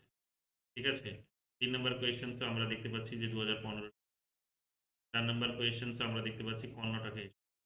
5 নাম্বার কোয়েশ্চেন্স এটা কর্ণাটকে এসেছে 16 সালে। 4 নাম্বার কোয়েশ্চেন 16 সালে কর্ণাটক। কেরালা 2017 সাল, কেরালা 2018 সাল, কেরালা 2022 সাল, 2022 সালে এসেছে। এগুলো লেটেস্ট, এগুলো ভালো করে দেখবে কারণ জানতে চাই। 22 সালে এটাও এসেছে জানুয়ারিতে আবার কেরালাতে। কেরালাতে 2019 সালে এসেছে। গুজরাটে এসেছে। আর এখানে গুজরাটে এসেছে। এটা এসেছে নেট সেট ইউনিট 2। এটা হচ্ছে ইউনিট 2 এটা নেট সেট না, ভুল করে ঢোকেনি। এটা নেট হবে, ইউনিট 2 তে এসেছে নেটের কোয়েশ্চেন। এটা আমাদের ঠিক আছে? যাই হোক, নেটের কোয়েশ্চেন সেটা 2023 এ এসেছে। নেট এটা ডিসেম্বরের কোয়েশ্চেন। দেখছি এটা কোথায়। এটা আমাদেরকে এখানে বুঝতে হবে। এটা এই কারণে খুব গুরুত্বপূর্ণ। আমাদেরকে একটুখানি দেখতে হবে ইউটিলিটেরিয়ান আইডিয়াটা কি বলছে। আমি তোমাকে নিয়ে জন স্টুয়ার্ট মিলের আলোচনা। বলো যদি কারো কিছু জিজ্ঞেস থাকে তার কাছে গিয়ে। বুঝতে পেরেছো? বলো নাজমুল নেশা। স্যার তাহলে বলছি কালকে কি বেনথাম হবে?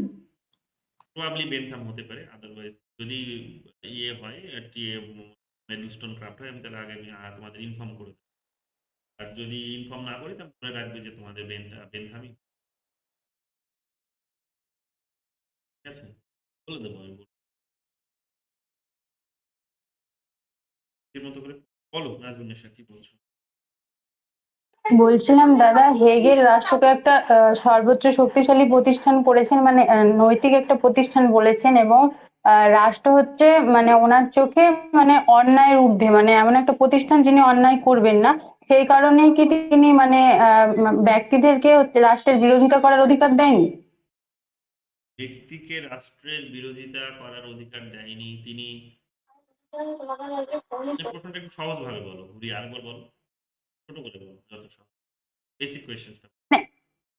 মানে আমি কোশ্চেনটা বলছিলাম, ওখানে আমি মানে যে এতে পড়ছিলাম ওখানে বলেছিল যে মানে রাষ্ট্রের উপাসনা করাই হচ্ছে ব্যক্তির স্বাধীনতা, এবং রাষ্ট্র একটা নৈতিক প্রতিষ্ঠান, বা এই কারণেই মানে ব্যক্তি রাষ্ট্রের মানে বিরোধিতা করার যে অধিকারটা সেটা নিরর্থক। তার অর্থ মানে হচ্ছে সে বিরোধিতা করতে পারে না, তাই তো? হুম হুম হুম। সেক্ষেত্রে আমরা যদি দেখি হবসও রাষ্ট্র মানে সেটা যদিও উনি সোশ্যাল কন্ট্রাক্ট থিওরির মাধ্যমে রাষ্ট্রের উৎপত্তির কথা বলেছেন, কিন্তু সেক্ষেত্রে আমরা যদি দেখি যে হবসও রাষ্ট্রকে সর্বোচ্চ শক্তিশালী প্রতিষ্ঠান বলেছিল, এবং রাষ্ট্রের উদ্দেশ্য ছিল আত্মরক্ষা করা মানে ব্যক্তির। কিন্তু সেক্ষেত্রে তিনি মানে রাষ্ট্রকে মানে বিরোধিতা করা যাবে না বলেছিলেন, কিন্তু একটা ক্ষেত্রে তিনি ব্যতিক্রম করেছিলেন, যে রাষ্ট্র যদি কখনো ব্যক্তির আত্মরক্ষা করতে ব্যর্থ হয় তবে ব্যক্তিরা সেটার মানে বিরোধিতা করতে পারে, এটা স্বীকার করেছিলেন। কিন্তু ইনি স্বীকার করেননি কোনোভাবে, সেটাই না, তো? এটা হেগেল তো কোথাও করে।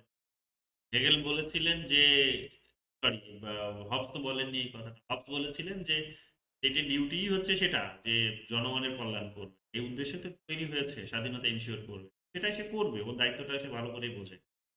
যদি কখনো না, হ্যাঁ এটা ঠিক যে যদি কখনো না করে তাহলে বিরোধিতা করবে, কিন্তু বিরোধিতা করে তুমি কি করবে? সেই বিরোধিতা করে তুমি তো আবার সেই স্টেট অফ নেচারে গিয়েই পড়বে। তো কাজেই এক প্রকার এখানে বিরোধিতা করেও তুমি কিছু, বিরোধিতা করার প্রসঙ্গটা তিনি এই প্রকার এক প্রকার বলতে পারেন গুরুত্বই দেননি। হেগেল এসে এখানে যে অধিকারটা না দেওয়ার অন্যতম কারণ হচ্ছে এটাই যে তারও অবস্থাটা হচ্ছে যে যেহেতু এটা নৈতিক প্রতিষ্ঠানের উন্নতি করবে, ওর বক্তব্যটা একই মোটামুটি। এটা যেহেতু একটা নৈতিক প্রতিষ্ঠান, সকলের উন্নতি করবে, কল্যাণ করবে, এটাই যেহেতু তার কাজ, সে তো করবে, তার নিজের ডিউটিটা সে তার মাথায় আছে। স্বাভাবিকভাবেই এখানে ব্যক্তিকে আলাদাভাবে, ব্যক্তির স্বাধীনতা আছে মানে ব্যক্তির যা কিছু স্বাধীনতা এখানে কিন্তু মেনে নেওয়া যায় না। এবং না মেনে নেওয়ার পেছনে কারণটা কিন্তু ওটাই যে যেভাবে জার্মানি ভূখণ্ডিত হয়ে গেছিল, ৩৪টা পার্টে বিভক্ত হয়ে গেছিল, এই অবস্থা কিন্তু ব্যক্তির স্বাধীনতার কারণেই হয়েছে। এই কারণে তিনি কিন্তু চাননি ওটা, এই অবস্থা। এই কারণে ব্যক্তির স্বাধীনতাগুলোকে কাজে লাগিয়ে, যুক্তিগুলোকে কাজে লাগিয়ে, ব্যক্তির নিডস এর ভিত্তিতে রাষ্ট্র তৈরি হচ্ছে, এই সমস্ত আইডিয়াগুলোকে তিনি কাজে লেগে স্টেট তো তৈরি করে নিলেন। তারপর থেকে ওখানে বেরোনোর সুযোগ ব্যক্তিকে দিলেন না। যখন তিনি দিচ্ছেন না তখন তো ওটা না দেওয়ার অন্যতম কারণটাই হচ্ছে যে সেখানে নাকি ব্রেক করে যাবে, খারাপ হয়ে যাবে, নৈতিকতার অবক্ষয় করবে, এগুলোই বোঝানোর চেষ্টা করবেন। এটা তো তার ভাবনাই এক প্রকার। এটা তো তার এক প্রকার ভাবনাই যে ব্যক্তির বিরোধিতা, স্টেটের বিরোধিতা করলে যেগুলো নষ্ট হবে, এগুলো কে বলেছে? ডেমোক্রেটিক ফর্মে এখন তো হচ্ছে ব্যক্তির রাষ্ট্রের বিরোধিতা, নেগেশন স্টেটের ফাংশন, যেটা সংসদ। হয়েছে এবং অনেক ইন্টারন্যাশনাল এক প্রকার এদিক থেকে ওরা নির্ভর। এটাই জানতে চাইছো তো? হ্যাঁ আর বলো কার কি জানার আছে? শ্রেয়সী বলো, আছে? বোঝা গেছে? শিশু কটা ঠিক হয়েছে? 27টা। 40-এর মধ্যে 27। ব্যাট ভালো হয়েছে। আর বলো গঙ্গাহরি পালা। আর দীপিকা দাস বলো। হ্যাঁ স্যার, বোঝা গেছে। কটা ঠিক হয়েছে তোমার? আপনার ক্লাস হওয়ার আগে করেছিলাম, 26টা হয়েছে, কিন্তু ক্লাস করার পর আর করা হয়নি। করো করো করো, যত করবে তত। আর বাকিরা ঠিক আছে। আর কে আছো? বেরিয়ে গেলে কারা আছো? ঠিক আছে, আর কেউ নেই। ঠিক আছে, তাহলে থাক আজকে এখানেই। ঠিক আছে, এখানেই থাক। দেখা হবে আবার।